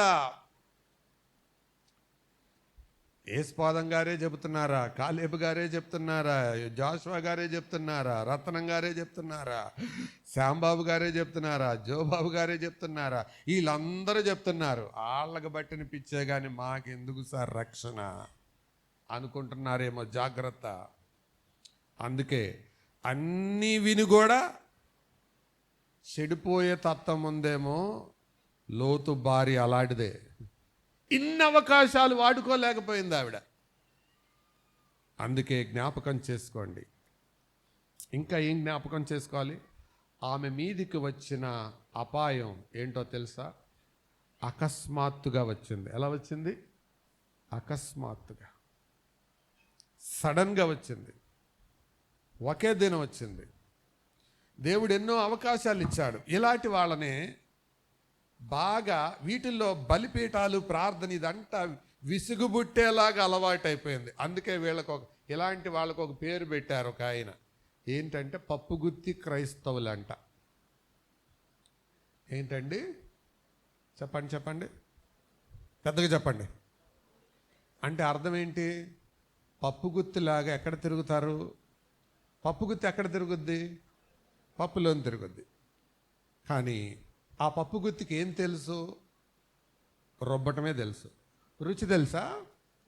ఉప్పు సరిపోయిందో లేదో పప్పుగుత్తి పప్పులో ఉప్పు సరిపోయిందా, లేకపోతే మాంసం గోంగూర కలిపి తిప్పేటప్పుడు ఇందులో ఉప్పు సరిపోయిందా అని అడిగితే ఏమంటది? నా పని రుబ్బటం వరకే, నాకు రుబ్బటమే తెలుసు, ఏం తెలీదు? రుచి తెలీదు. చాలామంది అలా రుబ్బుడోళ్ళు ఉన్నారు. పాటలు రుబ్బుతారు, బైబిల్ రుబ్బుతారు, ప్రసంగాలు కూడా రుబ్బుతారు, కార్యక్రమాలన్నీ రుబ్బుతారు. కానీ ఏం తెలీదు? రుచి తెలీదు. బైబిల్ ఏం చెప్తుందో తెలుసా? యెహోవా ఉత్తముడని రుబ్బి తెలుసుకోండి అంటలేదు, రుచి చూసి తెలుసుకోండి. Taste and see. ఇంతమంది మధ్యలో ఉండి కూడా తప్పించుకుందండి ఆవిడ.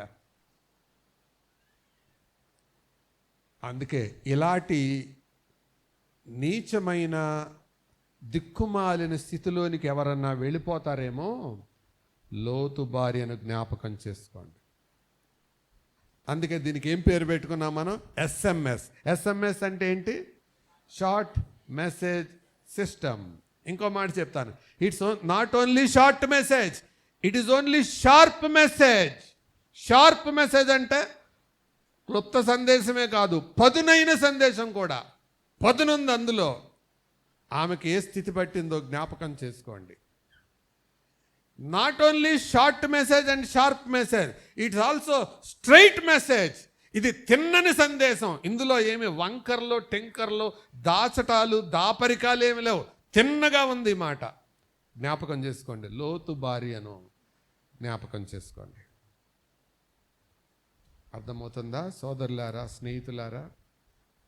దేవుని వాక్యం విని విని విని విని వెక్కసం అయిపోయేలాగా విని అలవాటైపోయి మారు మనసు లేకుండానే జీవితాన్ని ముగించేస్తావా? భక్తి కలిగిన సంఘములో ఉండి భక్తి నేర్చుకోకపోతే, వాక్యం ఎరిగిన సంఘములో ఉండి వాక్యాన్ని నేర్చుకోకపోతే, విశ్వాసి కుటుంబంలో ఉండి విశ్వాసాన్ని నేర్చుకోకపోతే లోతు భార్య కంటే ఉన్నతమైన స్థితి వస్తుందా? అదే చెప్తున్నాడు ప్రభు. Remember Lot's wife. లోతు భార్యను జ్ఞాపకం చేసుకోండి.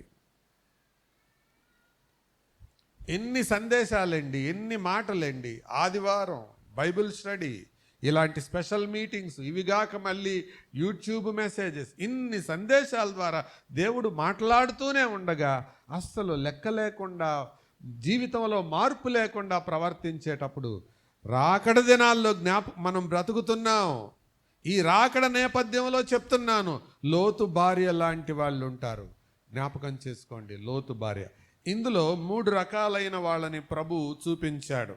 ఎవరో తెలుసా? 1 నోవహు, 2 లోతు, 3 లోతు భార్య. ఎవరెవరు? నోవహు, లోతు. ఈ ముగ్గురికి 3 రకాలైన బిరుదులు నేను ఇస్తున్నాను. నోవహు అంటే ఆత్మ సంబంధి, లోతు అంటే శరీర సంబంధి, లోతు భార్య ప్రకృతి సంబంధి. సంఘములో కూడా ఈ 3 రకాలైన వాళ్ళు ఉంటారు. కొరింథీ సంఘంలో కూడా ఉన్నారు. ఎవరెవరు చెప్పండి? ఆత్మ సంబంధులు, 2 శరీర సంబంధులు, 3 ప్రకృతి సంబంధులు. సంఘంలోనే ఉంటారు. ఇక్కడ కూడా రాకడ దినాల్లో ప్రభు చెబుతున్న ఈ మాట, ఈ 3 రకాలైన మనుషులు ఉంటారు. ఆత్మను అనుసరించి నడిచే ఆత్మానుసారులు, శరీర ఉద్రేకాలను శరీర కోరికలను అనుసరించి నడిచే శరీరానుసారులు, అసలు మార్పే లేకుండా విశ్వాసుల మధ్యలో పడి మేము కూడా విశ్వాసమే అన్నట్టు కొట్టుకుపోయే ప్రకృతి సంబంధులు. లోతు భార్యను జ్ఞాపకం చేసుకోండి. ఎన్ని మాటలు చెప్పాను ఈ రాత్రి? 4. చెప్పండి. మొదటి మాట ఏంటి? ఎందుకు జ్ఞాపకం చేసుకోవాలి. రెండవది, ఏ సందర్భంలో జ్ఞాపకం చేసుకోవాలి. మూడవది, ఎలాగూ జ్ఞాపకం చేసుకోవాలి. నాలుగవది, ఏ ఏ విషయాల్లో జ్ఞాపకం చేసుకోవాలి. అర్థమైందా? దేవుడు నీకు అవకాశాలు ఇస్తున్నాడు, జ్ఞాపకం చేసుకో. అపాయం ఉంది, జ్ఞాపకం చేసుకో. ముందే చెప్తున్నాడు ఆయన, అపాయం ఉంది, అందుకే జ్ఞాపకం చేసుకో. అకస్మాత్తుగా ఉంటుంది అది. అందుకే ప్రభువు చెబుతున్నాడు రాకడ గురించి చెప్పేటప్పుడు రెప్పపాటున. రెప్పపాటు అంటే అర్థం ఏంటండి? సెకండా? రెప్పపాటు అంటే అర్థం ఏంటి? పిడుగుపాటు అంటే అర్థం ఏంటి? పిడుగుపట్టం. రెప్పపాటు అంటే అర్థం ఏంటి? రెప్ప పడడం, ఇంకా లేవక్కర్లా. అంటే కన్ను మూసి తెరిసేలో పని కాదు, కన్ను మూయడం వరకే. అంటే రెప్ప పడడం, అంతలోనే జరిగిపోతుంది కార్యం. అంత వేగంగా ప్రభు యొక్క రాకడ ఉండబోతుంది. నిమిషములో రెప్పపాటున అన్నాడు. రెప్పపాటున అన్నాడా? రెప్పలు మూసుకునే వాళ్ళకి అన్నాడు. కొంతమంది రెప్పలు మూసుకుంటున్నారు. అందుకే జి రాజారావు గారని దేవుని సేవకుడు ఉండేవాడు. రెప్పలు ఎవరికి మూతపడతాయి అంటే, ఈ రెప్పలు మూతపడే వాళ్ళకు 10 నిమిషాలకు ముందే చెవులు మూతలు పడతాయంట. అంటే ఎవరి రెప్పలన్నా మూతలు పడుతున్నాయి అంటే అర్థం ఏంటి? 10 నిమిషాలకు ముందే వాళ్ళ చెవి మూతపడి అని అర్థం అంట. దానికి నేను ఇంకోటి కలిపాను. ఆ చెవి మూతపడిందంటే అర్థం ఏంటి? ఇంకో 10 నిమిషాలకు ముందే మనసు కూడా మూతపడింది అన్నమాట. మనసు మూతపడినాడికి చెప్పండి, చెవి మూతపడుతుంది. చెవి మూతపడినోడికి రెప్పలు మూతపడతాయి. రెప్పలు మూతపడిన వాళ్ళు మన కళ్ళలో పడుతుంటారు. అంటే అప్పటికే వాళ్ళు 2 స్టేజెస్ దాటిపోయారు. రెప్పలు మూతపడేటప్పటికే 2 మెట్లు దాటిపోయారు అన్నమాట వాళ్ళు. అందుకే జాగ్రత్త ప్రియులారా. ఏ సందర్భంలో ఏ విషయాల్లో జ్ఞాపకం చేసుకోవాలో చెప్పాను. చివరి మాట చెప్పి నేను ముగిస్తాను. ఈ జ్ఞాపకం చేసుకోవడం ద్వారా మన ఎరగవలసిన సంగతులు. ఆమెను జ్ఞాపకం చేసుకుంటే మనకేంటండి ఉపయోగం? ఆమెను గుర్తు చేసుకుంటే మనకేంటి ఉపయోగం? అదే బోధ నేర్చుకోవాలి, బుద్ధి నేర్చుకోవాలని విన్నాంగా. దానికి సంబంధించిన కొన్ని మాటలు చెప్పి నేను ముగిస్తాను. మొదటి మాట, భ్రష్టత్వము ఎంత భయంకరమైనదో అది మనం ఎరగాలి. భ్రష్టత్వం అంటే ఇంగ్లీష్లో దాన్ని అపోస్టసీ అంటారు. అపోస్టసీ అన్న దాన్ని కొంచెం ఆ వాడుక భాషలోనికి, అందుబాటులో వచ్చే భాషలోనికి తర్జుమా చేస్తే హోప్లెస్ ఫెలో అంటారు కదా. ఇంగ్లీష్లో తిడుతుంటారు కదా, హోప్లెస్ ఫెలో అంటే అర్థం ఏంటి? ఇక వీడు బాగుపడడు, అలాంటి స్థితిలోనికి జారిపోతామేమో, జాగ్రత్త అని హెచ్చరిస్తున్నాడు. విని విని విని విని అలవాటైపోయి, ఒక కోడి పందాలు వేసే ఆయనంట తన కోడి పందెంలో బాగా కొట్టాలని దానికి ప్రత్యేకమైన తర్బీతు ఇస్తున్నాడు. ఎలాగంటే రోజు వేడివేడి నీళ్ళతో స్నానం చేపించేవాడు. చేపించిన తర్వాత ఆ కత్తి ఉంటుంది కదా, పందాలకు కట్టే కత్తి, ఆ కత్తి తీసుకొని రోజుకి ఇట్లా గుచ్చుతుండేవాడు. ఎందుకంటే రేపు ఇది పందెంలోకి వెళ్ళినప్పుడు కత్తి దీని శరీరంలోనికి దిగబడకూడదు, ఇది అలవాటు అవ్వాలి అని గుచ్చుతూ ఉండేవాడు. మొదటి 2 రోజులు ఇలా గుచ్చుతుంటే అందంట. 3వ రోజు నుంచి దానికి అలవాటైపోయింది. ఇక ఆయన రావడం ఆలస్యం అయితే పెద్ద పెద్దగా కేకలేసేది. ఏంటి? కోడిపుంజు. ఇక అలాగా అలవాటైంది. దాదాపు 10 రోజులు ట్రైనింగ్ ఇచ్చాడు. గింజలు కైమా 2 ముద్దలుగా కలిపి పెట్టేవాడు. కైమా గింజలు కలిపిన ఆహారం తింటుంది, వేడి నీళ్ళ స్నానం చేస్తుంది, కత్తితో ప్రతిరోజు గుచ్చిచ్చుకునే మసాజ్ చేపించుకుంటుంది. ఇక అనుకున్నాడు నా కోడికి ఎదురు లేదు అనుకున్నాడు. నిజంగా ఒకరోజు పందెం రానే వచ్చింది. వస్తే ఇక ఇది నిలబడింది. రోజు గుచ్చిచ్చుకోవటం అలవాటైందిగా. పందెంలో అవతల కోడి ఎదురు పెట్టి తంతంటే ప్రశాంతంగా నిలబడింది. అవతల కోడి అనుకుంది, దేవా గొల్లియాతును దావీదుకు అప్పగించినట్టుగా ఈ పెద్ద గొల్లియాతును నాకు అప్పగించావు ప్రభువా, నీకు లెక్కలేని స్తోత్రములు నాయనా అని దానికి గట్టిన కత్తి లాగి పెట్టి ఒక్క పోటైతే దీని మేత పొట్టలో పొడిచింది, దెబ్బకు చచ్చిపోయింది. కారణం ఏంటో తెలుసా? అలవాటైపోయింది. లోతు భార్యకు ఏమైంది? అలవాటైపోయింది. మామ మాటలు అలవాటైపోయినాయి. దేవదూతల బలవంతం అలవాటైపోయింది. యాజకుని యొక్క సందర్శనం అలవాటైపోయింది. భర్త యొక్క నీతిమంతుని మాటలు అలవాటైపోయినాయి. దేవుని వాక్యం నీకు అలవాటైపోతే అపాయంలోకి వెళ్ళిపోతావు. అందుకే చెప్తున్నాడు, రిమెంబర్ లాట్స్ వైఫ్. లోతు భార్యను జ్ఞాపకం చేసుకోండి. భ్రష్టత్వం ఎంత భయంకరమైనదో జ్ఞాపకం చేస్తుంది.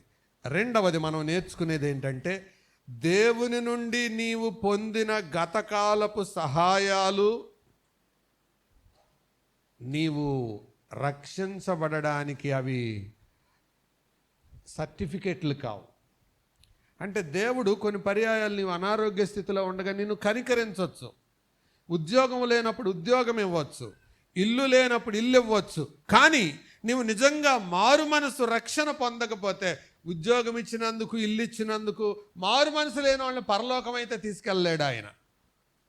అందుకే అన్నాడు, మారు మనస్సు పొంది సువార్తను నమ్ముడి. నీకోసం పేరు ప్రఖ్యాతులుగాంచిన సేవకులు ప్రార్థన చేయిగాక.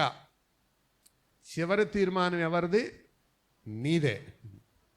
వాళ్ళ ప్రార్థన వల్ల నీకు రక్షణ రాదు, నీ భక్తి, నీ విశ్వాసం. నేను వరంగల్లో ఒక ఇంటికి వెళ్ళాను, మీటింగ్స్కి వెళ్ళినప్పుడు. అందులో గోడ నిండా ఒక పెద్ద వాల్ పోస్టర్ పెట్టారు. ఆ వాల్ పోస్టర్ మీద ఒక కొటేషన్ రాసింది. అదేంటో తెలుసా? Finally it is the question between you and God. చివరిగా నీకు నీ దేవునికి మధ్య లెక్క, సంఘర్షణ. ఇంకప్పుడు ఎవ్వరు అడ్డం రారు. లోతు భార్య విషయంలో అబ్రహాము చాలా వరకు పోరాడాడు, అవల. లోతు పోరాడాడు, అవల. దూతలు ప్రయాసపడ్డారు, అవల. కానీ ఆఖరి సమయంలో ఎవ్వరు అడ్డం పడలా. ఇంకా ఈ కూడికలో రక్షణ పొందిన వాళ్ళు, మారు మనసు పొందిన వాళ్ళు ఎంతమంది ఉన్నారో నాకు తెలియదు. ఎవ్వరు అడ్డం పడరు. నీ రక్షణ, నీ తీర్మానం, అంతే. రక్షించబడ్డారా? వినడం అలవాటైపోయిందా? మీటింగులకు రావడం కాలక్షేపం అయిపోయిందా? మారు మనసు పొందండి. ప్రభు గొప్ప దేవుడు, ఆయన మేలు చేస్తాడు, మేలు చేయటంలో ఆనందించే దేవుడు. కానీ ఆ మేలు మాత్రమే పొంది రక్షణ లేకుండా వెళ్ళిపోతే అది ఎంత ప్రమాదమో తెలియజేస్తున్న మాట. లోతు భార్యను జ్ఞాపకం చేసుకోండి. తర్వాత మాట చెప్తాను. ఆమెకు హెచ్చరికలు కొన్నిసార్లే వచ్చాయి, మనకి ఎన్నోసార్లు వస్తున్నాయి. ఆమెకి హెచ్చరికలు ఎన్నిసార్లు వచ్చాయి? కొన్నిసార్లే వచ్చాయి. దూతలు ఒకసారి చెప్పారు, భర్త పారిపోయేటప్పుడు చెప్పాడు, వెనక్కి తిరగబాకు అని చెప్పాడు. కొన్నిసార్లే వచ్చాయి. కానీ మనకి ఎన్నిసార్లు ప్రభు మనతో మాట్లాడుతూనే ఉన్నాడు. అయినా హృదయమును కఠినపరుచుకొని జీవిస్తూ ఉన్నావు. ఈ రాత్రి అయినా, ఈ యానివర్సరీ మీటింగ్లో అయినా రక్షించబడతావా? మారు మనసు పొందుతావా? ప్రభు బిడ్డగా తీర్చబడతావా?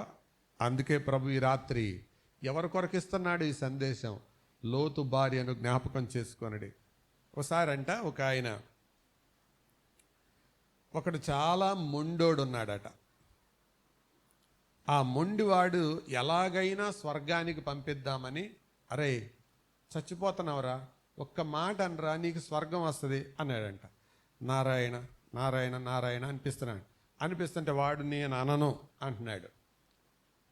సరే వీడు మొండోడు అనేలాగా లేడని ఎట్లోకట్లా సగమన్నా వీడితో అనిపిద్దామని నారొకటి ఉంటే తీసుకొచ్చాడంట. ఇదేంట్రా అన్నాడంట. అంటే వాడు, ఈయన ఉద్దేశం ఏంటి? వీడు దాన్ని నార అంటాడు, కాబట్టి పూర్తిగా స్వర్గం రాకపోయినా సగమైనా స్వర్గం వస్తుందని. ఆడ చూసి, అదే నాకెందుకు తెలియదు, పీసు అన్నాడంట. ఇంకెవడు బాగు చేస్తాడా అండి? ఇంకెవడు బాగు చేస్తాడండి అండి? అలాంటి రకం ఈవిడ. ఎవరు? లోతు భార్య. ఎంతమంది ప్రయత్నం చేస్తున్నారండి?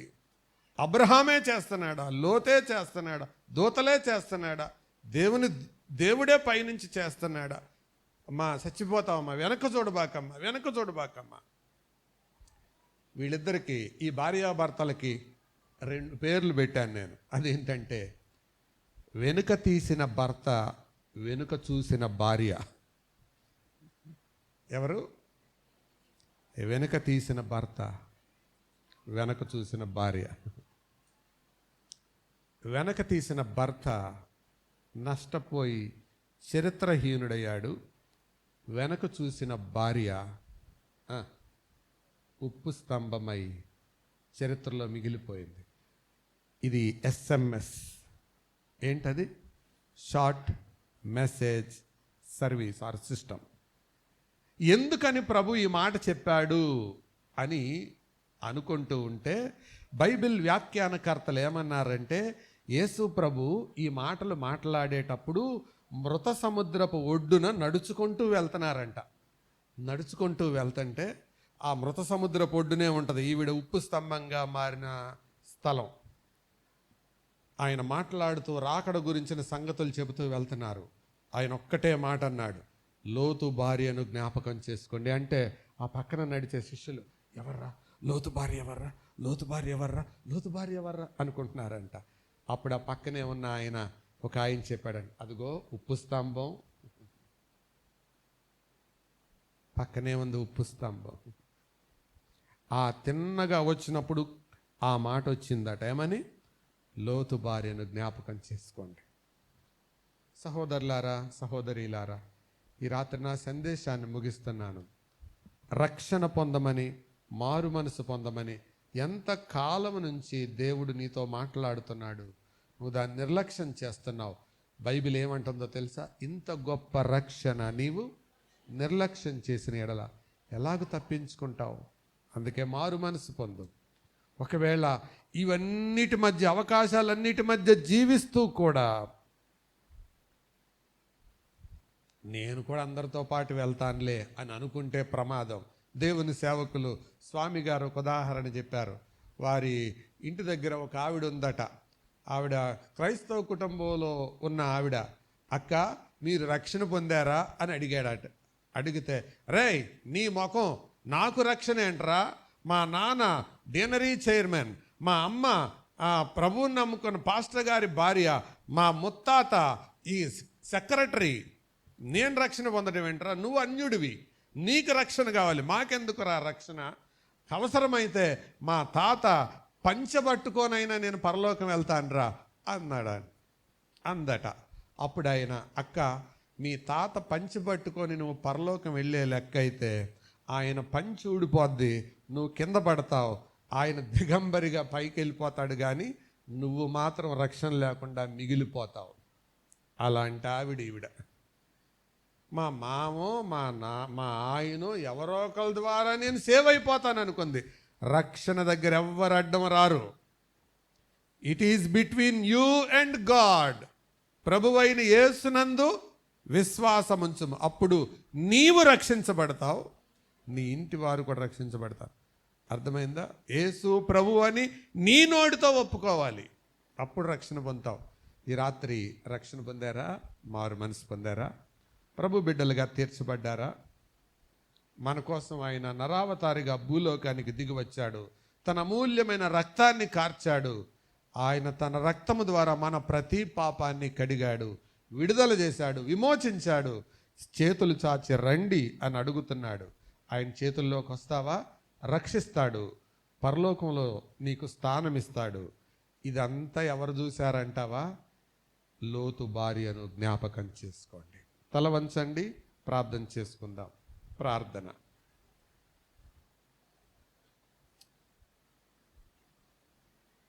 దేవుని దాసులు అన్న యేసుపాదం గారు వచ్చి ప్రార్థన చేసి ముగిస్తారు. తీసుకుందాం. అమూల్యమైన సందేశం,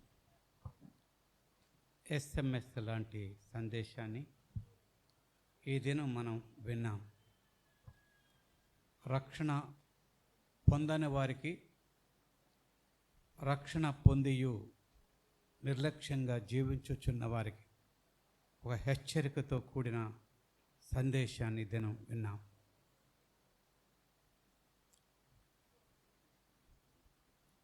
ప్రియ నా సోదరుడా సోదరి, నీకు ఎందరూ తెలుసో, ఎంతమంది దైవజనులు తెలుసో, లేక నీ బ్యాక్గ్రౌండ్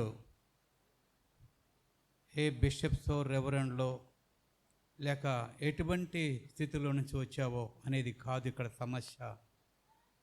నీ హృదయం ప్రభువుకు ఇచ్చావా లేదా అనేది ఇంపార్టెంట్. నీకెందరూ గొప్ప గొప్ప దైవజనులు తెలిసి ఉండినా అది కాదు. నోవహు, డానియేలు, యోబు లాంటి భక్తులు ఉన్నా తమ మట్టుకు వారు రక్షణ పొందుదురు కానీ ఆ రక్షణ మనకు రాదు. నీ రక్షణ నీదే. నీకు దేవునికి మధ్యలో ఉన్న సంబంధమే మన రక్షణలోకి నడిపిస్తుంది. కొంతమందికి నాకు పెద్ద పెద్ద దైవజనులు తెలుసు, టీవీ స్పీకర్స్ తెలుసు, గొప్ప గొప్ప సేవకులు నాకు తెలుసు అని నువ్వు అనుకుంటున్నావేమో. కానీ ఎందరూ తెలిసినా యేసు నీకు తెలియకపోతే, యేసుకు నీ హృదయం ఇవ్వకపోతే, నువ్వు మారు మనసు పొందకపోతే, నువ్వు బాప్తీసం తీసుకొనకపోతే, నీ హృదయం ప్రభువుకి ఇవ్వకపోతే అది ఎంతో భయంకరం. బైబిల్ గ్రంథంలో గొప్పది అనేది ఏదైనా ఉన్నది అంటే అది పరిశుద్ధాత్మ దేవుడు రక్షణకు మాత్రమే ఆ మాట పెట్టాడు. ఇంత గొప్ప రక్షణ, అంతకు మించింది ఏదీ లేదు. నీ జీవితంలో ఎన్ని స్థలాలు కొన్నావో, ఎన్ని ఇళ్ళు కొన్నావో, ఎన్ని పొలాలు కొన్నావో, ఎంత ఆస్తి బంగారం సంపాదించావో అది గొప్పది కానే కాదు. అన్నిటికంటే గొప్పది రక్షణే. ఎట్టి గొప్ప రక్షణను నువ్వు కలిగి ఉన్నావా సోదరుడా సోదరి? ఈ రాత్రి కాలంలో ఒక్కసారి ఆలోచన చేసుకో. లోతు భార్యను మన ముందు పెట్టారు. రక్షణ పొందావు, మంచిది. అమ్మా, అయ్యా, నేటి నీ స్థితి ఎలా ఉంది? వెనక జారిన లోతు, వెనక చూచిన లోతు భార్య, అలాగూ మనం ఉంటున్నామా? ఇవన్నీ కూడా మనకి బోధ కలుగుటకు, బుద్ధి కలుగుటకు ఈరోజు లోతు భార్య మన మధ్యకు వచ్చింది. లోతు భార్య ఒకవేళ ఉప్పు స్తంభమై మాట్లాడలేని స్థితిలో ఉంది, కానీ ఒకవేళ ఆమె మన మధ్యకు వచ్చి ఉంటే నాలాగా ఎవరు ఉండకండి. ధనవంతుడైన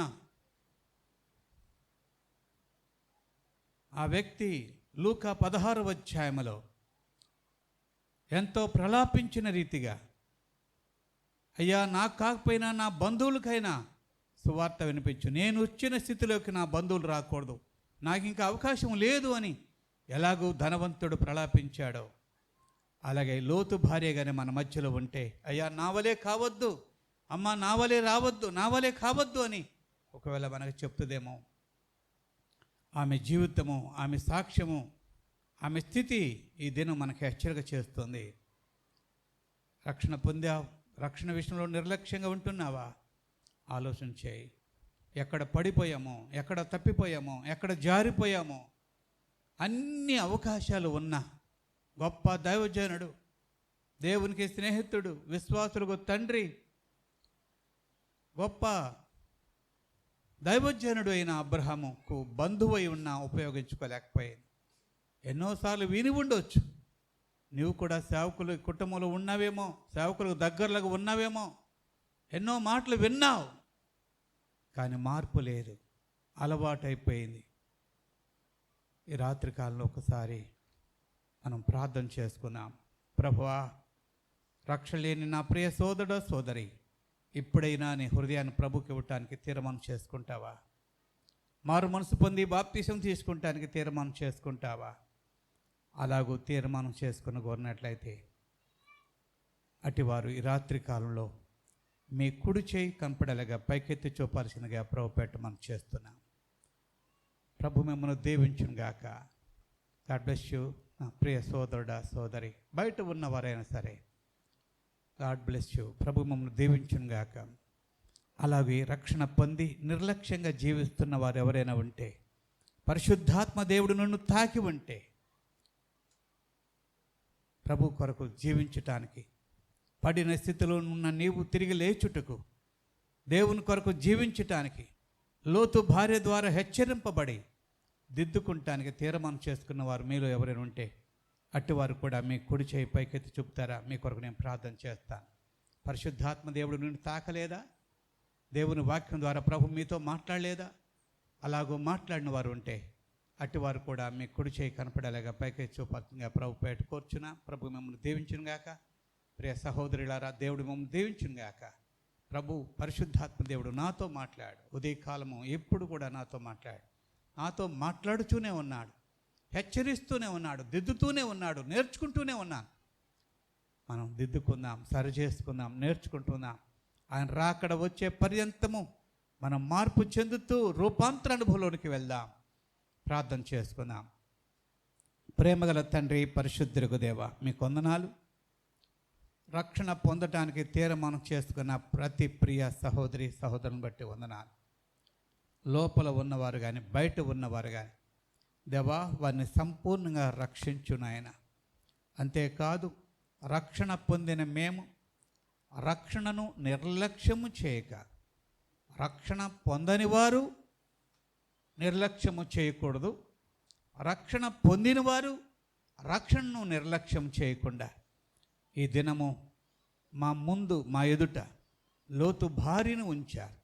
దేవా, రక్షణ పొందిన మేము మా పరిశుద్ధత జీవితంలో, మా విశ్వాస జీవితంలో దేవా, మేము వెనక్కి జారకుండా, పడిపోకుండా, లోకం వైపు చూడకుండా, లోకస్తుల వైపు చూడకుండా, పడిపోయిన వారి వైపు చూడకుండా, చెడిపోయిన వారి వైపు చూడకుండా నాయన మీ వైపు మేము చూస్తూ ముందుకు సాగిపోయే జీవితము నీ బిడ్డలమైన మాకు దయచేయము నాయన.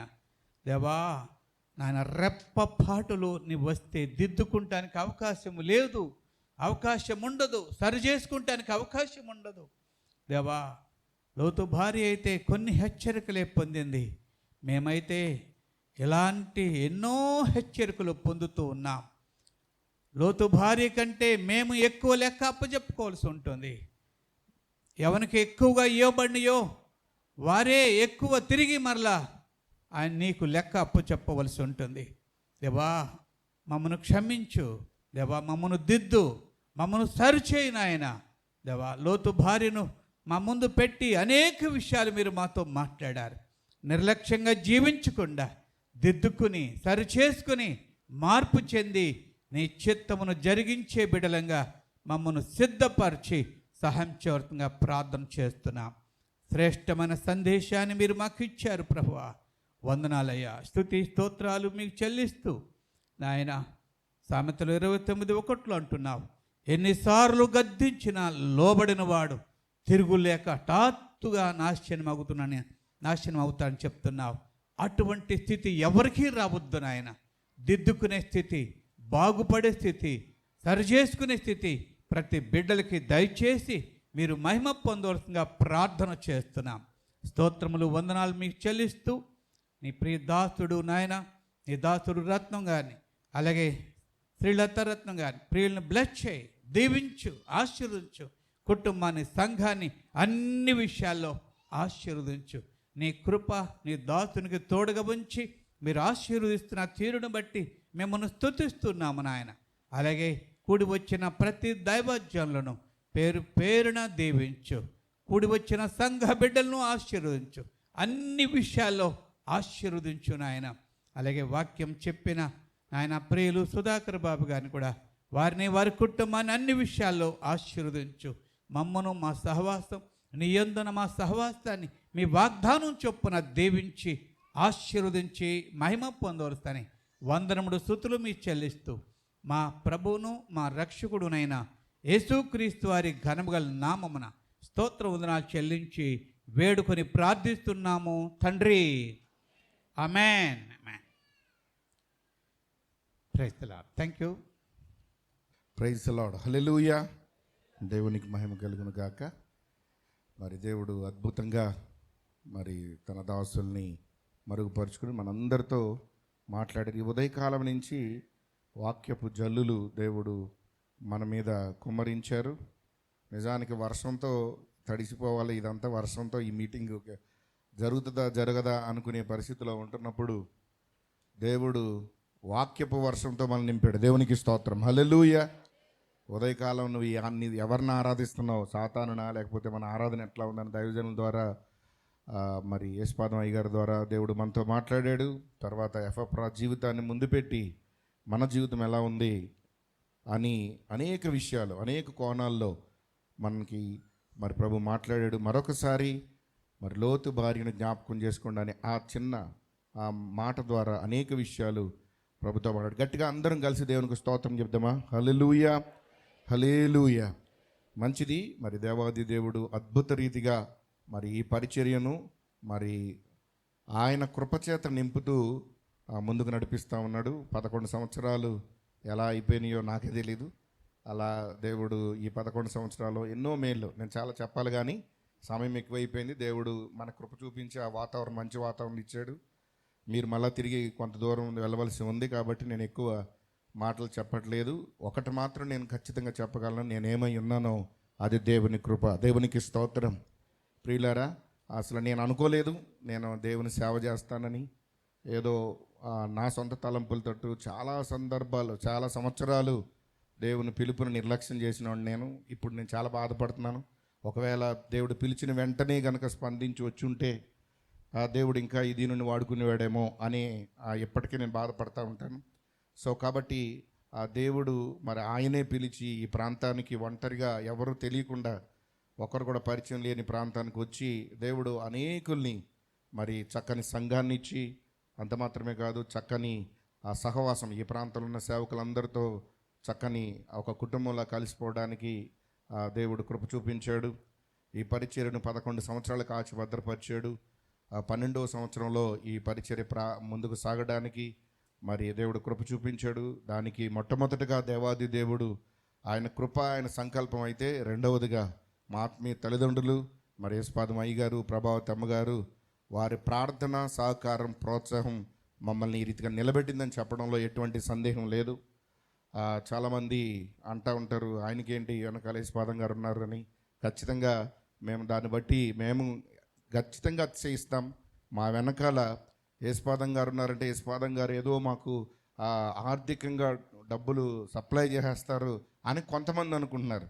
కానీ దానికి మించినది వారు మాకు గొప్ప మాదిరికరమైనటువంటి జీవితం, ఆధ్యాత్మిక జీవితం, విశ్వాసపు జీవితం మాకు ముందు పెట్టి మమ్మల్ని బలపరుస్తూ ముందుకు సాగుతున్నారు. వారి ప్రార్థన ప్రతిరోజు మా కొరకు, మా ప్రియ ఆత్మీయ తల్లి గారు కానీ, తండ్రి గారు కానీ, సంఘం అంతా కానీ నా కోసమే కాదు బ్రాంచ్ సంఘాలన్నిటి కొరకు కన్నీటి ప్రార్థన చేస్తారు. సో కాబట్టి నేను ఒకసారి అనుకుంటాం, నేను సేవ చేయడం ఏంటి, ఒక విధంగా అసంపూర్ణుడిగా అన్ని విధాలుగా అంత పర్ఫెక్ట్గా ఉండలేకపోయినా కూడా దేవుడు ఎందుకు ఇలాగా ఆశీర్వదిస్తున్నాడు, దీవిస్తున్నాడు అంటే దాని గొప్పతనం నా గొప్పతనం కాదు, నా తెలివితేటలు కాదు, కానీ నా ఆత్మీయ తల్లిదండ్రుల కన్నీరు ప్రార్థన మమ్మల్ని కాచి భద్రపరుస్తుందని చెప్పడంలో ఎటువంటి సందేహం లేదు. అనేక బ్రాంచీలుగా ఈ బెరాకా మినిస్ట్రీస్ విస్తరిస్తుందంటే దాని వెనకాల ఎంతో ప్రార్థన ఉంది. ప్రియ తల్లి గారు ప్రతి వార్షికోత్సవానికి తప్పనిసరిగా వస్తారు, ఖచ్చితంగా ప్రార్థన చేస్తారు. తర్వాత గొప్ప మార్పులు ఇక్కడ చూస్తున్నాం. దేవునికి స్తోత్రం, హల్లెలూయా.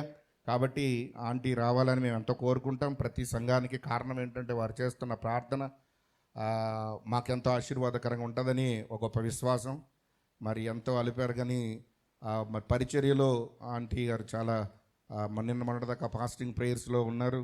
అలాగా ఉన్నా కూడా మరి మమ్మల్ని ప్రేమించి, ఈ చిన్న పరిచర్ను ప్రేమించి మన దగ్గరికి వచ్చి మనతో ఈ సహవాసంలో ఉండడానికి మరి సమయం ఇచ్చినటువంటి ఆత్మీయ తల్లి గారికి, తండ్రి గారికి హృదయపూర్వక అన్ని విషయాల్లో మమ్మల్ని బలపరుస్తూ ముందుకు నడిపిస్తున్న దైవజనులను బట్టి మేము ఎంతగానో ప్రభుని స్తుతిస్తూ ఉన్నాం. ఏ మీటింగ్ అయినా సరే మేము మా బెరక బ్రాంచ్ పరిచయం అంతా అంకుల్ దగ్గరికి వచ్చి, అంకుల్ ఇట్లా మా యానివర్సరీ మీటింగ్ వస్తుంది, ఏం చేయాలి, ఎలా అంటే మమ్మల్ని ఎంతగో చక్కని ఒక ఆలోచనలతో ముందుకు నడిపించి ఇలా చేస్తే బాగుంటుందని అన్ని విధాలుగా మమ్మల్ని బలపరుస్తూ ఉంటారు. మరి పోయిన సంవత్సరం ఇక్కడికి సుధాకర్ అన్న గారు వచ్చారు. అద్భుతమైన మాటలు, అనేక మంది కదిలించబడ్డారు. సో మరొకసారి మన మధ్యకి రావాలని ఆశపడ్డాం, ప్రార్థన చేసాం. దేవుని మహాకృపను బట్టి అన్నగారు కూడా మన మధ్యలో ఉండడం మనకెంతో సంతోషం. హృదయపూర్వకంగా వారికి హృదయపూర్వక వందనాలు తెలియజేస్తున్నాను. ఇలా జరుగుతుందని నేను అసలు ఉదయకాలం అనుకోలేదు, కానీ దేవుడు అద్భుతంగా ప్రార్థన ఆలకించే దేవుడు, మనవలు అంగీకరించే దేవుడు. ఆశ్చర్యకరంగా నా హృదయం ఎంతగానో ఉప్పొంగుతూ ఉందని చెప్పడంలో ఎటువంటి సందేహం లేదు. ఒకవేళ ఉదయం 4 గంటలు లేచినప్పుడు భయంకరమైన వర్షం సౌండ్ వస్తుంది, అసలు జరగదేమో, ఒకవేళ ఇది ప్రభు చిత్తం కాదేమో అని అన్నట్టుగా కూడా అనిపించింది నాకు. కానీ ఏదేమైనా సరే దేవుడు ఆ టైంకి 10 గంటలకైనా సరే తెరిపిస్తాడనే విశ్వాసంలో ప్రార్థన చేసాం. దేవుడు అద్భుత రీతిగా ఈ కూడికలు అసలు ఏ డిస్టర్బెన్స్ లేకుండా జరిగించారు. అంత మాత్రమే కాదు, చాలామంది వచ్చారు. అసలు రారేమో వాతావరణాన్ని బట్టి అనుకున్నప్పుడు చాలా దూరం నుంచి, బొల్లారం నుంచి కానీ, గోకుల్ ఫ్లాట్స్ నుంచి కానీ, ఇంకా ఆయా బ్రాంచ్ నుంచి, ప్రగతి నగర్, నిజాంపేట నుంచి అనేక మంది, మియాపూర్ నుంచి వచ్చినటువంటి మరి సంఘ బిడ్డలందరికీ, సేవకులందరికీ ప్రత్యేకంగా వందనాలు తెలియజేస్తూ ఉన్నాను. అనేక మంది సేవకులు వచ్చారు. ఉదయకాలంలో జాషువా గారు, కాలేబ్ గారు, అలాగే ప్రియా హారిస్ గారు, వారందరూ కూడా మరి ఈ పరిచర్యలో మాతో కలిసి సహవాసం చేయడానికి వచ్చారు. అలాగే ఉదయకాలం ఇప్పుడు కూడా మరి వచ్చిన సేవకులందరికీ హృదయపూర్వక వందనాలు తెలియజేస్తున్నాను. జోబాబు గారికి, శ్యాంబాబు గారికి, చారి గారికి, రాంబాబు గారికి, అలాగే ఎస్ఐ గారికి, ప్రభుదాస్ గారికి, పరంజ్యోతి గారికి, అలాగే సత్యనారాయణ గారికి, జడ్సన్ బాబుకి, అలాగే వసంత్ కుమార్ గారికి. బయట కూడా చాలామంది సేవకులు ఉన్నారు, లోపలికి రమ్మంటే వాళ్ళు రాలేదు. ప్రసాద్ గారు, రాజు గారు, జాషువా గారు, ఇంకా చాలామంది సేవకులు ఆ బయట కూర్చున్నారు. మీరందరూ మమ్మల్ని ప్రేమించి, మా సహవాసాన్ని ప్రేమించి, మాతో మీరు ఈ సంతోషాన్ని పంచుకోవడానికి వచ్చినందుకు మీ అందరికీ కూడా హృదయపూర్వక వందనాలు. ఉదయకాలం 4 గంటల నుంచి ఇప్పటి వరకు బ్రదర్స్ కానీ, సిస్టర్స్ కానీ ఎంతో కష్టపడ్డారు. వంటలు చేయడం కానీ, వడ్డించడం కానీ, ఎంతో పరిచయం చేసిన సంఘ బిడ్డలందరికీ, ఆర్థికంగా సహకరించిన వారందరికీ కూడా హృదయపూర్వక వందనాలు తెలియజేస్తున్నాను. కూడి వచ్చిన మీ అందరికీ ప్రభు పేరట వందనాలు. మీరందరూ ప్రార్థన చేయండి. పక్కన స్థలం తీసుకోవాలని ఆశపడతా ఉన్నాం. దేవుని చిత్తమైతే మరి ఆ స్థలం తీసుకుని వచ్చే యానివర్సరీ కల్లా ఆ స్థలంను కూడా మన స్వాధీనపరచుకుని అందులో ప్రభుని స్తుతించాలని ఆశపడుతున్నాం. మీరందరూ ఖచ్చితంగా మీరు ప్రార్థన చేయాలని ప్రభు పేట మనం చేస్తూ మరొకసారి ఆత్మీయ తల్లిదండ్రులకి, కూడి వచ్చిన దైవసేవలందరికీ హృదయపూర్వక వందన తెలియజేస్తూ ఉన్నాను. ఈ సమయంలో మరి ఆత్మీయ తల్లిగారు ఆఖరి ప్రార్థన చేస్తే మరి ఆత్మీయ తండ్రి గారి ఆశీర్వాదంతో ఈ 2024 బెరాక మందిరం 11వ వార్షిక కూడికలు ముగించబడతాయి. కూడికలు ముగించబడతాయి కానీ దేవుని వాక్యం మన హృదయంలో నింపుకుని ఆ వాక్యం చేత నడిపించబడితే ఈ కూడికలకు వచ్చినందుకు, ఏర్పాటు చేసినందుకు నిజంగా మనం ఆశీర్వదించబడతాం. దేవునికి స్తోత్రం. నీ పరిశుద్ధ పాదాలకి కృతజ్ఞతాస్తుతులు చెల్లిస్తున్నాం తండ్రి. నీ దాసుడు తండ్రి సుధాకర్ బాబు ద్వారా ఈరోజు లోతు భార్య అని మా ముందు పెట్టారు తండ్రి. అనేక రీతులుగా మాతో మాట్లాడిన ప్రతి మాటకై స్తోత్రాలు. లోతు భార్య ద్వారా మేమేమి నేర్చుకోలేము, చెడు మాదిరి కలిగిన స్త్రీ తండ్రి, ఒక హెచ్చరికగా మాట్లాడిన ప్రతి మాటలకై స్తోత్రాలు. నాయన మీ కుమారుడు పరిచర్యలో తండ్రి నాయన 11 సంవత్సరాలు వెళ్ళి 12 సంవత్సరం అనుకుంటా ప్రభా. మరి తండ్రి నాయన గత సంవత్సరాలు కంటికి రెప్పలా కాపాడావు.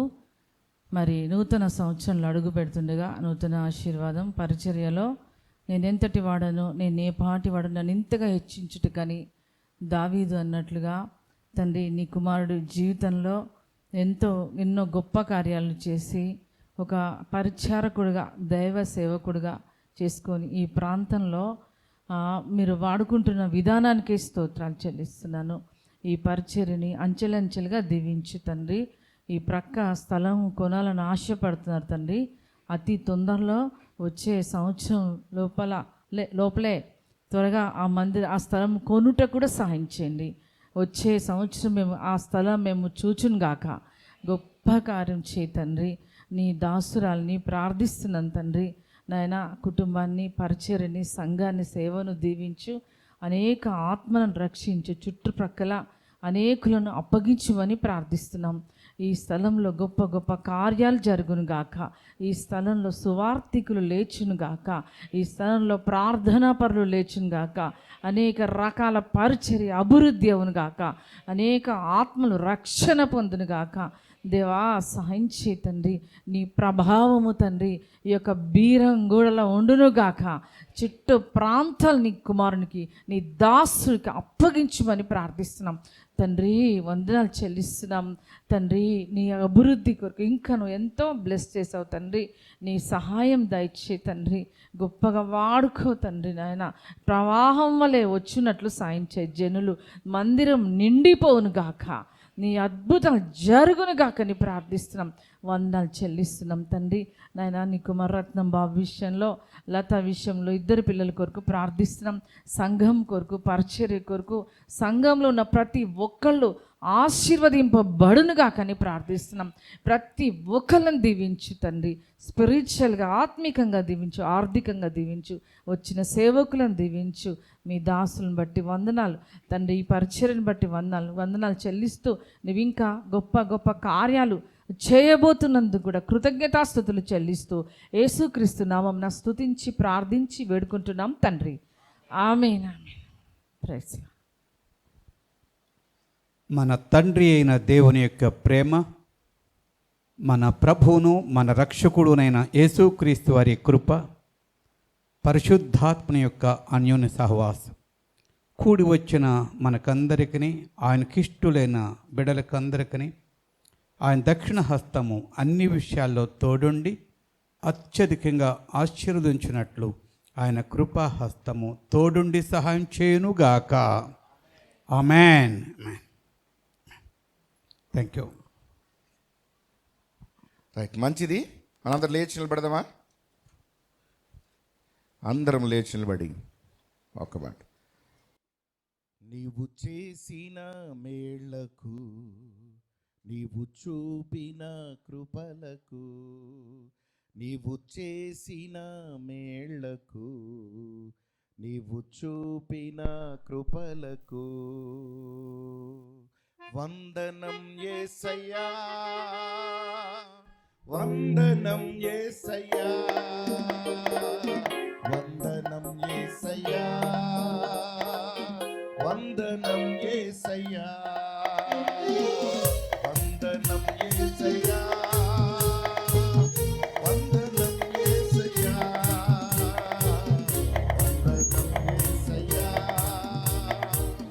వందనం యేసయ్యా. ఏ పాటి వాడనని నేను, నన్నెంతగానో ప్రేమించావు. అంచెలంచెలుగా హెచ్చించి నన్నెంతగానో దీవించావు. ఏ పాటి వాడనని నేను, నన్నెంతగానో ప్రేమించావు. అంచెలంచెలుగా హెచ్చించి నన్నెంతగానో దీవించావు. వందనం యేసయ్యా, వందనం యేసయ్యా, వందనం యేసయ్యా, వందనం యేసయ్యా,